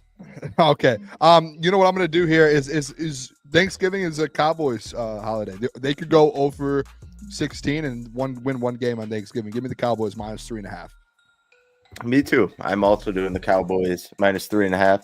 They didn't look too horrible last week. Giants are terrible. I think obviously playing at home too. Who goes into the Cowboys' favor? Give me the Cowboys 3.5. Yeah, this one's easy for me. Drew Lock unless Jeezy plays. Don't sleep on Drew. I'm going Cowboys to cover on this one. They played good last week. Took care of those 7-2 Commanders. Now 7-5. But Durs. Go ahead, Klotzy. Look, I got to make plays this week, boys. So does Drew Lock. Okay, he thought he was going to go into New York and fight for a starting spot. He's going to know to feed Malik Neighbors the ball. So the Cowboys, they might win still. It's going to be closer than 3.5. Give me the Giants on the road to cover. Got to make plays this week. Not confident in this one. Believe me, I am not. But the Cowboys, they got blown. They've got worked a couple of times on Thanksgiving, and they've been losing at home. Drew Lock. So it's going to be a magical Thursday night for him. You know what you're doing? You're chasing. No. He is. I was going to say the exact same thing. When you're losing, and like games that are obvious, like the Cowboys games feels a little obvious. When you start to chase games and you start to be like, I'm going to go the opposite when you know who's going to win the game is and who's going to cover. That's when you start falling really far behind. We're like giving him a lesson. That's when you're Remember this when Drew Lock throws for 285, 2 tutties, and Cooper Rush is out there throwing it to the dirt. Remember? Tay Turpin. Like him. Don't like him. Real Tay. All right. For the next game, stop it right now, Klotz. The next game, what we have is the Dolphins-Packers. Dolphins at Packers. Yeah. Packers favored by 3.5. Boone, what do you think? I think this is an easy one, to be honest. I think this is another easy one. This might be one that Klotzy flips just to flip. Should stay on the right side of this. This is the Packers minus 3.5. At home, it's going to be really cold. Miami's on the road.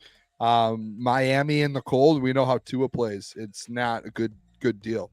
It's not a good deal. And that's been the narrative all week long. And I think the Packers, they're rolling right now. Big win last week. I don't just mean like a big game. I mean like they dominated last week and won by a lot. I think they're rolling right now. They feel good. They're going to dominate the Dolphins in the cold. Dominate them. Minus 3.5. It feels like it should be a 6.5 point game. Yeah, I do agree with Booner here. That was my whole thinking behind it. Tua in the cold, we've seen it too many times in Buffalo. It just doesn't work out too well for the Miami Dolphins. I do agree. I think the spread probably should be more. Give me the Packers minus 3.5 here as well.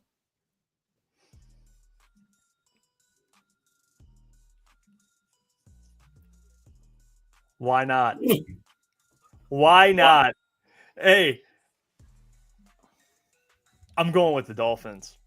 I'm going with the Dolphins. Give me the Dolphins on the upset. I got to make plays. There's no way you just went at Klotz for that and you just see, and you guys are just saying no. This is different. At least stand on business over there. The Giants. That's what you're hitching your wagon to. The Dolphins?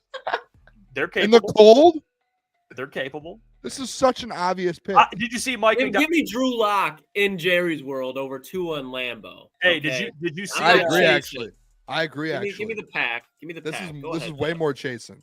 Did you see Mike McDaniel's? He's throwing ice cubes at players to prepare them for the cold. What's that gonna do? Probably leave me alone. Let's go Dolphins! Upset. I'm going Dolphins there. Locking it in. All right. Next game. Raiders at Chiefs. Chiefs favored by 12.5 on Friday. Friday, I mean, yeah.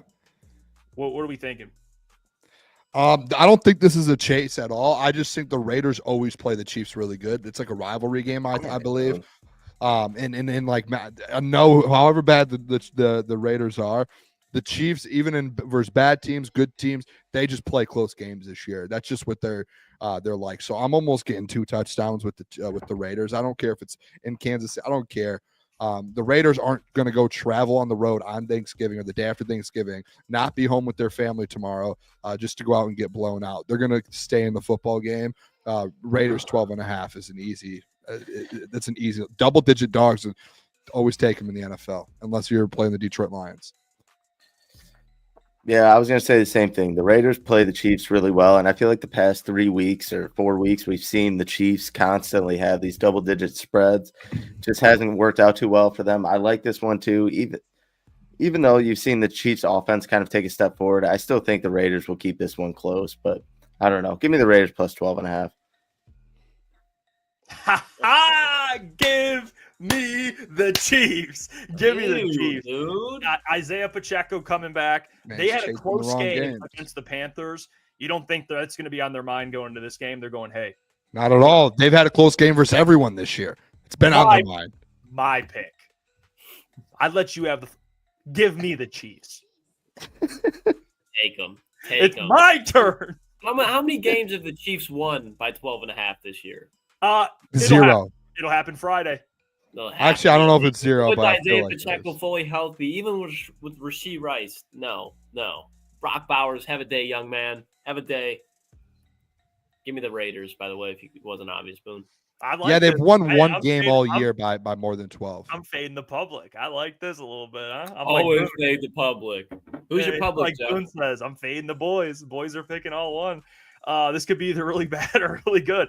Next game, we're going to Sunday. Sunday's games. First one, Chargers, 1.5 point favorites going to Atlanta to play the Falcons. Chargers, 1.5 point favorites. I love this game. I think this game's going to be a good game. I just think and I know they're on the road. Coming off of a loss, though, this Chargers team's really good. Like, they're legit. The defense is pretty good. Their offense, once they get things rolling a little bit, they're actually a really good offense. I'm going to go with the Chargers. I think they win the game outright. And when it's this close of a spread, winning the game outright, just take the spread, -1.5. I'll take that all day long. Falcons have been going through some sort. I don't know what's happening in Atlanta right now. I do not know. But the Chargers, I know what's happening there. They love to win football games. Jim Harbaugh finds a way. Boone, I hate you. We're kind of following each other's footsteps. I hate following you in this pick 'em, but I'm also going with the Chargers here. I think coming off that loss, Jim's going to be fired up after losing to his brother. I don't care if they're going into Atlanta. We haven't really seen Atlanta's offense hit like it was. Kind of after like week 3, they had a little stint where they were looking pretty good. But I'm going to take the Chargers here. I think the defense shows up. Even with the J.K. Dobbins injuries, I think they find a way to pull it out. Give me the Chargers. Give me the Falcons. You got Will Dissly questionable, J.K. Dobbins questionable. Falcons got their ass whooped, and they're coming off a bye week. I think Falcons team's ready to bounce back here. So give me the Falcons. Give me the home dog. I'm doing a Booner impression this week. I'm like Booner this week, guys. Give me the home dog. So I know when to do it, what weeks to do it, and what weeks to say, hey, just take this team. You're right now. This is. I'm going to say this.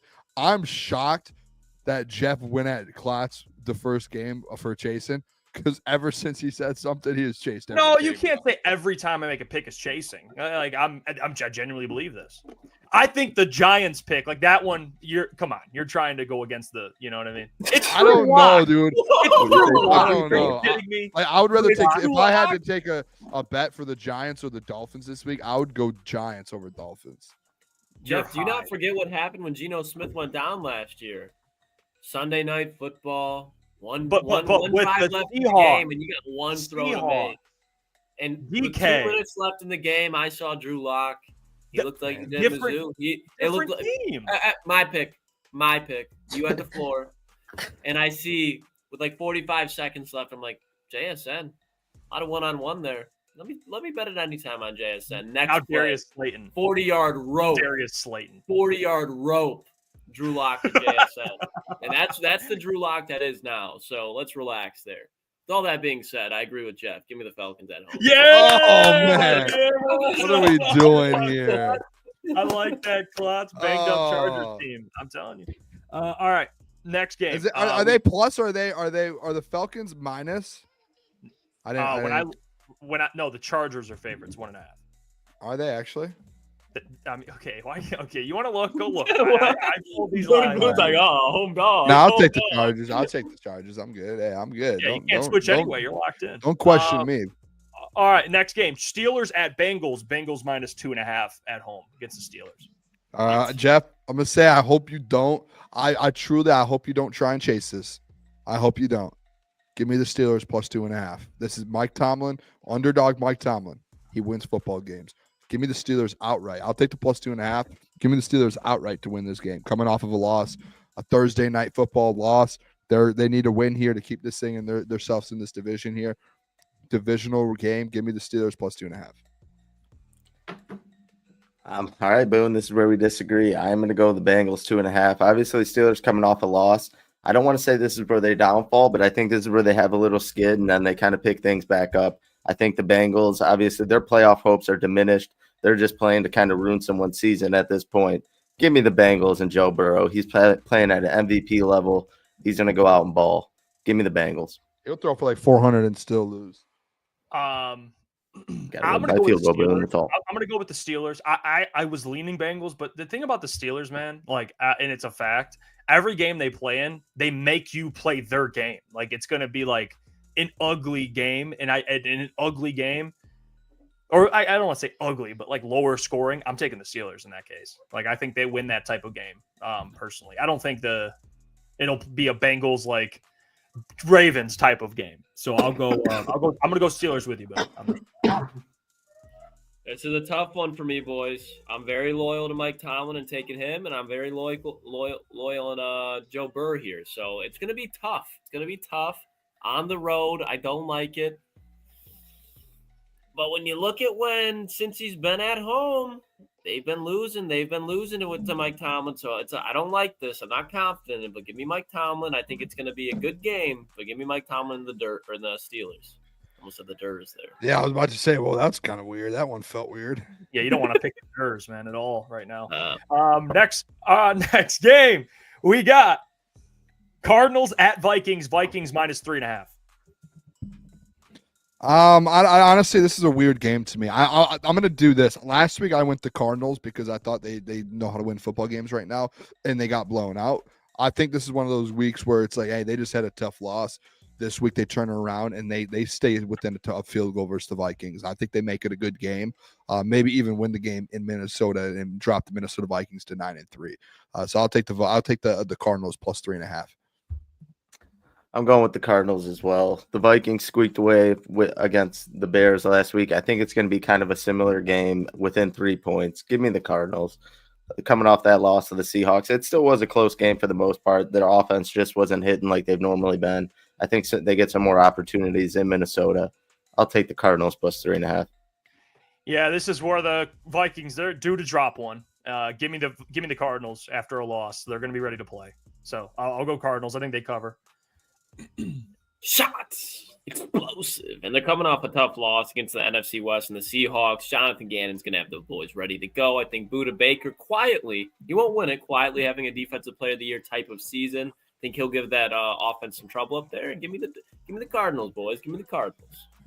All right, next game, Colts -2.5 at New England. That's disrespectful. -2.5 on the road at New England. What do you think? I typically would go the home dog, boys. You know, I typically would, but not this Patriots team. Give me the Colts. They're due for a win. They've been losing a couple games here. Anthony Richardson's due to win a football game. This is the week. And they do it by a touchdown. This is the week, fellas. Give me the Colts. Shane Steichen. Yeah, not much thought behind this. The Patriots suck. The Colts, I mean, coming off the loss to the Lions, they showed a little bit of heartbeat. I think they play even half to that level, they'll be beating the Patriots. Give me the Colts. Yeah, not much to add. Give me the Colts. Yep. I think they win this game too. You already know where I am. All right, next. Colts all across the board. This is our back to back. Yeah, I think they're due. And of course, Buckner is going to cause some problems. Next game, Titans at Commanders. Commanders -6.5. Those Titans. They've been good. Boom, Jaden Daniels, Will Levis Bowl. Yeah, this is like this is Boone's Super Bowl. Narratives just running into each other right now, and I don't know what to do here. I'm gonna do this. I'm just gonna stick it out. I'm gonna do what I'm gonna try and get a double winner here. Give me the Titans +6.5. Commanders still win the football game. Both hit. I'm gonna be happy. Give me the Titans. I will take the Commanders -6.5. Titans coming off a big win, over the Texans and whatnot. Commanders have lost like God knows how many in a row. They're due for a big win. Little banged up secondary for the Titans. I think Jaden Daniels has his way, and they cover this. So give me the Commanders. Ooh. Love This both is these a teams, disgusting game. Disgusting game. I mean, yeah, I'm gonna go. I'll go Commanders here. I can't believe I'm hitching my wagon to this team right now, but I'm gonna go Commanders here. I can't believe it, but we're here. So give me the Commanders. Yeah, the way that the Commanders lost last week was just absolutely brutal. The way that the Titans won was just two emotionally different games. I think the Commanders go out there and just smack them around. Dan Quinn's going to have – Can I switch my pick? Nope. I just want to be locked in with the Commanders. That's all. Nope. No, you align with Will That's Levis. crazy. You guys don't let me. You switch my say pick. that all the time. Yeah, Don't you say you listen. can't switch. Can't switch. Once you make the pick, it's in. I didn't say a final answer. No, We don't ever say final answer. no, you never Hey. say it. I actually did that before, and you're like, nope, can't switch. I'm like, okay, we're locked in. That's crazy. Shout out Easy in the chat. Easy text me today. Yeah, Easy. We're in those trenches, Easy people. I'm telling you now. Hey, light. Sees the light now. Those Commanders are. Commanders. They still play one more time. Just wait. Hey, but shout out to Easy. Still Easy not text me better than the today. Eagles. Yeah. They can play 10 more times. It doesn't matter. Hey, Easy texted me today and said his son wanted to play iMessage games because I play Easy all the time in games. I said, yeah, let's go. Let's run it up. 2 quick games, 2 quick dubs for Boone. I texted Didn't show any mercy. texted back said, hey, tough L, kid. Good luck next time. Can't the baby be like that. Oh, It was funny too because he was sending me like voice messages of B being like, "Play, hey, run this game up, let's go." And he like sent me another game. That's, hey, you got it. I'm not taking it easy. I want to. Hey, you got to teach Neff. Like, great. hey, this is what That's it's fair. about, man. Do you want to be good or do you want to the be big leagues, kid? Yeah, do you want to be average or do you want to be great? I want you to be great. So here we go. All right, next game. Texans. And I beat Easy too. Me and Easy played a game. Sorry, Jeff. We played game 7. Connect 4. Dominated. 4-3 win. Game 7. Boom. Booner. All right, let's move on. Texans -4.5. Traveling to Jacksonville to take on the Jags. Texans, Jags. Texans -4.5. What do you think, Boone?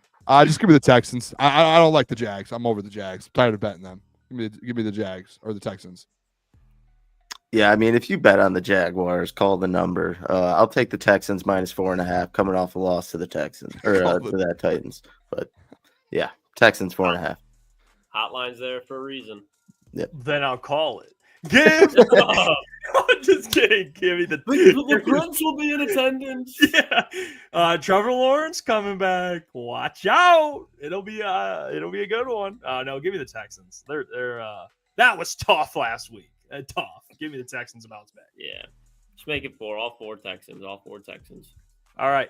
Next game, Rams -2.5 at New Orleans, taking on the Saints. Rams 2.5. Rams -2.5 versus Saints. Give me the Rams. Saints are just I don't care. I took the Saints that 1 week and that was it. Once they fire the coach, that's done. Give me the Rams -2.5. Bottom 5 team in the NFL.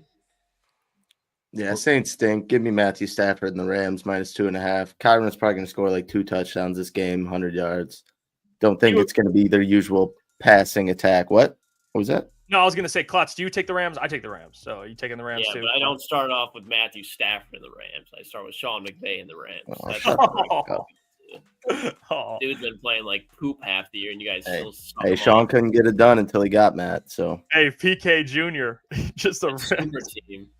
Just PK dropping Joy Taylor out of nowhere. It's just hey PK, it's some valid insight. All right, Run one out. next game. Yeah, like what the Everyone took the Rams. Yeah, Rams 2.5. Yeah, I will all agree. Rams 2.5. Bro. All right, next game. Eagles at Ravens. Jesus, PK. Ravens at I fucked it up. Eagles at Ravens. Ravens -3. Eagles on the road. Ravens -3. I want to check something real quick. He's checking Joy Taylor's Instagram now. You know, take all the time in the world, bro. I was just looking if it moved to 3.5. I'll still take the Eagles +3. I think this Eagles team's pretty good, and I'm not all in on this Rams team yet. I'm not. Ravens, sold. I mean, the Bill. Ravens. Or Ravens. Joy I'm sorry. Taylor's got Ravens. him shook. No, well, I'm not, dude. Honestly, I'm not even reading the comments. I'm over here like copy and pasting, making sure our records are and everything's all good. I have no idea what's going on. Besides, so All right, give me the Eagles. Eagles +3.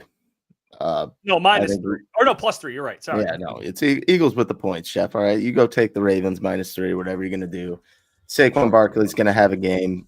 Best offensive player in the NFL probably right now. Him and Jamar Chase. Give me the Eagles +3.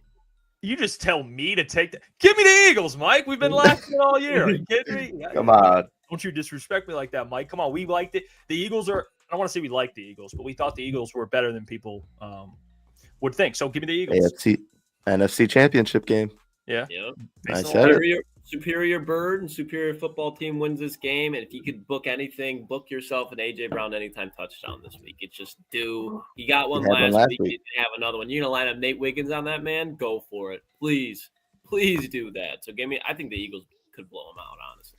Really do. All right, final game, 49ers at Bills. Bills minus 6.5. Brock Purdy, I think, questionable. You guys already know where my alliance is.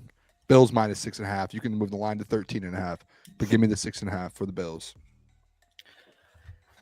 Yeah, honestly, I hate to agree with Booner on this one in the Bills, but if Brock Purdy's not playing, we've seen what this team did against the Packers. I can't see it being any closer than that when you're playing the Bills too. Give me the Bills minus 6.5. Yeah, give me the Bills. I mean, it's purported Brock Purdy has not even thrown in practice yet, so I'm going Bills. Yep. Bills all around, boys. All right, there's the pick 'em. Wow. Bills from everyone? Yep. Yeah, you Hey, can Brandon Booner? Allen. Brandon Allen. Hey, Booner, can we hear Caleb's picks? He's missing a couple, so I don't have all of them from him. Is he It's missing like the Thanksgiving game? he texts me his picks, and he's missing like the final 3 or 4 games. let me guess. He's probably got Saints. I don't want to name them all because there's like 12 picks, It's okay. but he does not have the Saints. Okay, smart man. Does he have the Dolphins?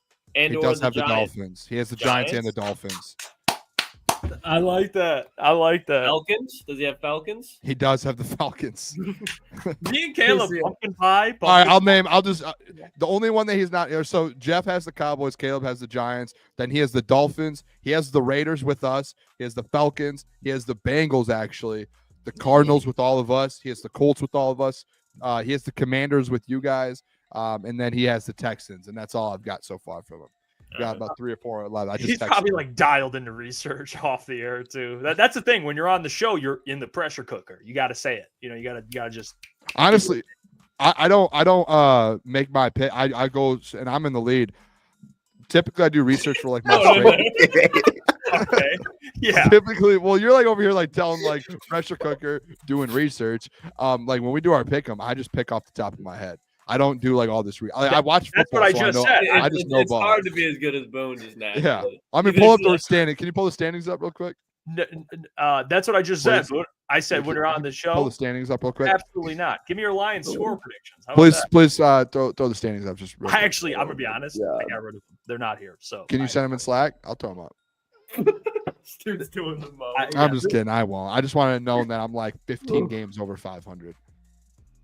Yeah, no. But I'm just saying, like Lions games, I do a lot of research, and everything else I do a lot of research for betting. Pick them. I just show up. I'm just watch ball. If you watch ball, you know ball. That's how we all are on the show. If you're off the show, maybe you could dig into a little bit. I don't know. Well, I mean, we're all off the show throughout the whole day, so you have time if you want to prep. You know. Okay. It's just this guy just. I mean. Well, I mean, like, you're like off. Caleb texted me his picks like an hour before the show. All right. God damn. All right. We're good. Oh, Jesus. By the way, too. You're the best. You're in first place. We're all shitty. 30 seconds. Time out. We have not mentioned this once all day. Shout out Caleb. Happy birthday. It's Caleb's birthday. That's why he's not here today. He is out enjoying his birthday. He's a dog. For Thanksgiving, doing his thing, having a good time. Shout out to him, man. I don't know why we didn't mention it until now. We've just been so dialed in, just absolutely juiced off this Red Bull over here.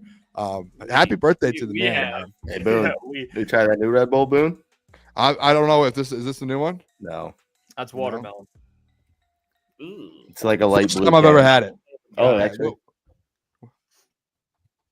Yeah, that's a good one too. That's the new one? Yep. What flavor? Iced vanilla berry. Wow. Tastes like a sweet tart. Hey, give me your Lions predictions here, guys. Give me your Lions predictions. Give me your score predictions. I'll go first. I have the Lions winning this game. I don't have them covering. I have them winning 23-17.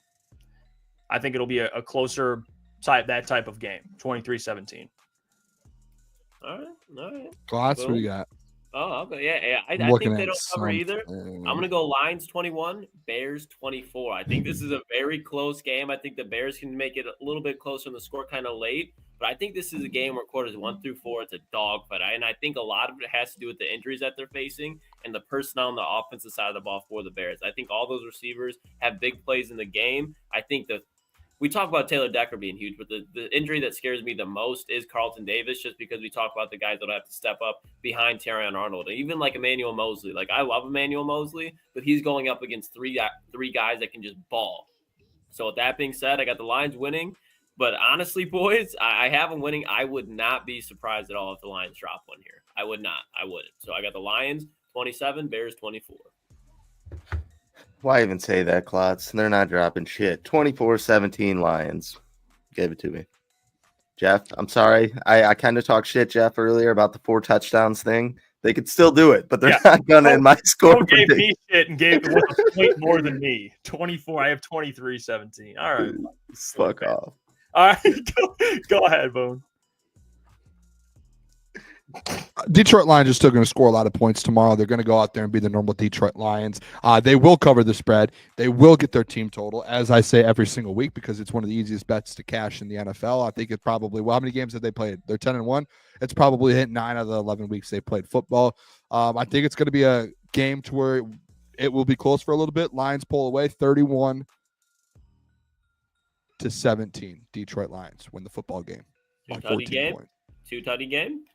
I've been saying it. I said it's going to be about 2 touchdowns, and they'll cover the spread. But it'll be a 2-touchdown game, just like last week, where you're sitting there, you're like, all right, let's not let them back in. But they're like right on the edge, where 1 touchdown, they're like right back, and you're like, whoa. There you go. Are you betting the team total this week, Boone? I haven't decided yet. I only do it like I think they score 31. I do think they do. Am I as confident as I have been with different teams? No, because it's Thanksgiving.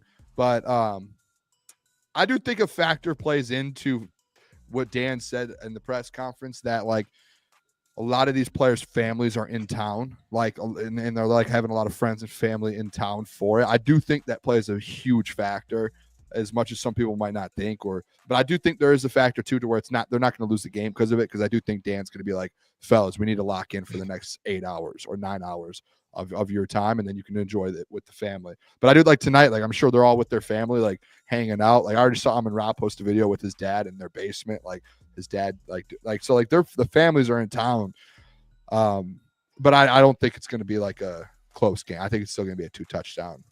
And just, you're not going to see that. At least I don't think you're going to see like that 50-point, 40-point win type deal. Maybe I could be wrong. I would love to be wrong, but I just don't think. The real team total is 29.5, Boone. Yeah, I think it would go over then. Yeah. I think it's 4 touchdowns and a field goal. That's easy. Correct me if I'm wrong. Hasn't it not been lower the past couple weeks? Wasn't it like 27, 20? Like 4 or 5 weeks ago, it was like 26, 27 when they went on that weird stretch of football. But the last few weeks, it's been like 29, 28. It's been around those numbers. So it's still consistent this week. Before we end the show, I got to at least ask, just yes or no. Michigan covering? Yes. What Michigan money line? Isn't it like 20 points? 21. Michigan money line.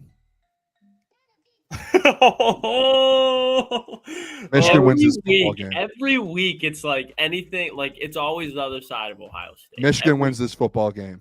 I think Michigan covers. I do think they cover. They win. Give me the path. Give me the Booner path. Outright. I don't care. Ohio State, Michigan rivalry game. Khalil Mullins. 3 touchdowns. Bro said Khalil Mullins. Yeah, Khalil Mullins. Boom. This is like flannel slappiness we're getting out of I don't care. Michigan outright. You'll see tomorrow. Once the game's over, you're gonna or Saturday, you're gonna be like, oh wow. You don't even know the game. Right. You probably honestly, Klotzy, you probably want them to lose so Ryan Day gets fired. No. Did you hear the Ryan? I know. I did hear Did you guys hear the Ryan Day interview of being like the worst time of my life, the worst moments ever in my life besides my dad dying was losing to Michigan. He was like, that was literally the worst moment I've ever had in my like, dude, shut up. We literally rattled you to your core. That's the worst moment of your entire life, buddy. You're a little fly that I step on when I'm walking down the sideline. or the walkway. Sideline. Ryan Day. Honestly, if I was him, I wouldn't even have said that. Just No, looks bad. Looks like they live rent free. loser. I mean, we know we live rent free, but He's an embarrassment of the Ohio State Buckeye football program. He's without a doubt the worst coach they've had in the last 25 to 30 years. I can't stand him. But at the end of the day, Boone, Jim Tressel. we got Sharon Moore on the other Okay, side. so Klotz, I David just Moore want to have a and conversation. Me and you, Klotz. I just want to have a conversation. Trust circle here. Okay. Outside, I do think though Michigan can win this game just because it's a rivalry game. I just think that I don't even care with Sharon Moore. I just think like line it up, but my real trust circle. I just want this here. One thing I really don't like what's going on in Ohio State right now, and I know it's a rivalry game, so you have to be able to talk and let people know. What I don't like right now that's going on is Ohio State fans and people acting like they're beating like a top 5 Michigan team, and like the players on the team are like the seniors on the team that have never beat Michigan. They're like putting out these social posts and doing all these things like acting like they're about to beat the big bad Wolves, the number 1 team. It's like, guys, like this is the worst Michigan team you've played in the last 8 years. And like at the end of the day, like, okay, next year, like that'll matter because we're actually gonna be good again. But like, and I get it, Klotz, because it is a game, so like it's a rival. You want to, out of respect, you would be like, yeah, you beat us.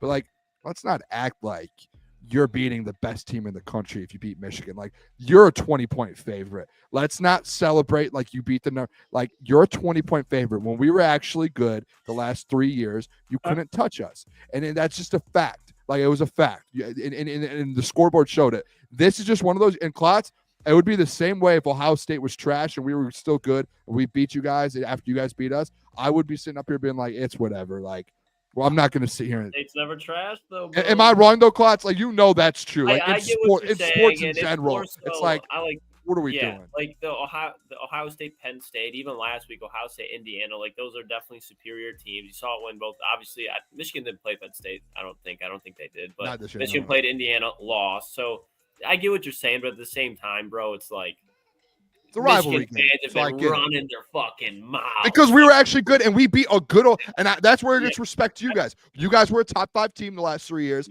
but that's like a legit like win. Like we beat a top 5 team 3 straight years. That's legit. Hats off. But remember the conversations we had at the beginning of the year where it was Michigan's gonna sneak in. This is Michigan. I agree. Oh, it's boiling over from that. So I agree. Like that's why I'm saying like Michigan will cover because it's a rivalry game. But let's be honest. Like when Auburn was at their doomsday and they were going into play Alabama, Nick Saban. I'm not saying Nick Saban, Ryan Day. All I'm saying is when Bama was at their peak. This is Ohio State at their peak over the last couple of years. Yeah, but like Bama, when that happened, like they weren't like when Auburn was good. They weren't like being like we're like going at all. They're like you're just trash. Like you're not that good this year. Like we're just gonna take care of business. I hate that the seniors in Ohio State think they have like we're gonna beat Michigan. Like, dude, you like the 3 times you played a legit Michigan team, you lost. You have no like standing ground whatsoever. They don't. Zero stand. That's what I hate. I see these clips of them like acting like they're the best. It's like, buddy, you had a whole career at Ohio State, and you're going to beat literally like the worst Michigan team that Ohio State's seen in 15 years. Like, sit down. Hey, well, it'll be a good one. I can't wait for it. Hey, we appreciate all of you in the chat for tuning in today. We'll be live tomorrow. Pre-game starts at 11, so be there. We'll be at DraftKings watch party 12, whatever the game starts, 12:30. So come hang out with us. Come out to DraftKings Sports and Social in Troy. We'll be there. We will catch you guys tomorrow. Hey, if anyone has a turkey leg or knows where I can get a turkey leg in the next 13 hours, message me. And Jeff, you said you might do some magic. You can. Turkey. I need a turkey leg. I need one. Don't do that. Don't do that. What? Hey, you know what, Jeff? You're trying to troll. It was 1-0. That wasn't me. That wasn't me. Pistons lost by another 30 spot. You see what this is, Klotzy? It's the first. Hey, Klotz, it's the first game denial. He's trying to change the subject. I have Wings money line. Why don't we not jinx them, huh, boys? Hey, it's fucked up. When they're rooting for your bet to lose. See you guys tomorrow. Have a great rest of your night. Go Lions. Love you guys. Happy Thanksgiving, everyone. See you tomorrow morning.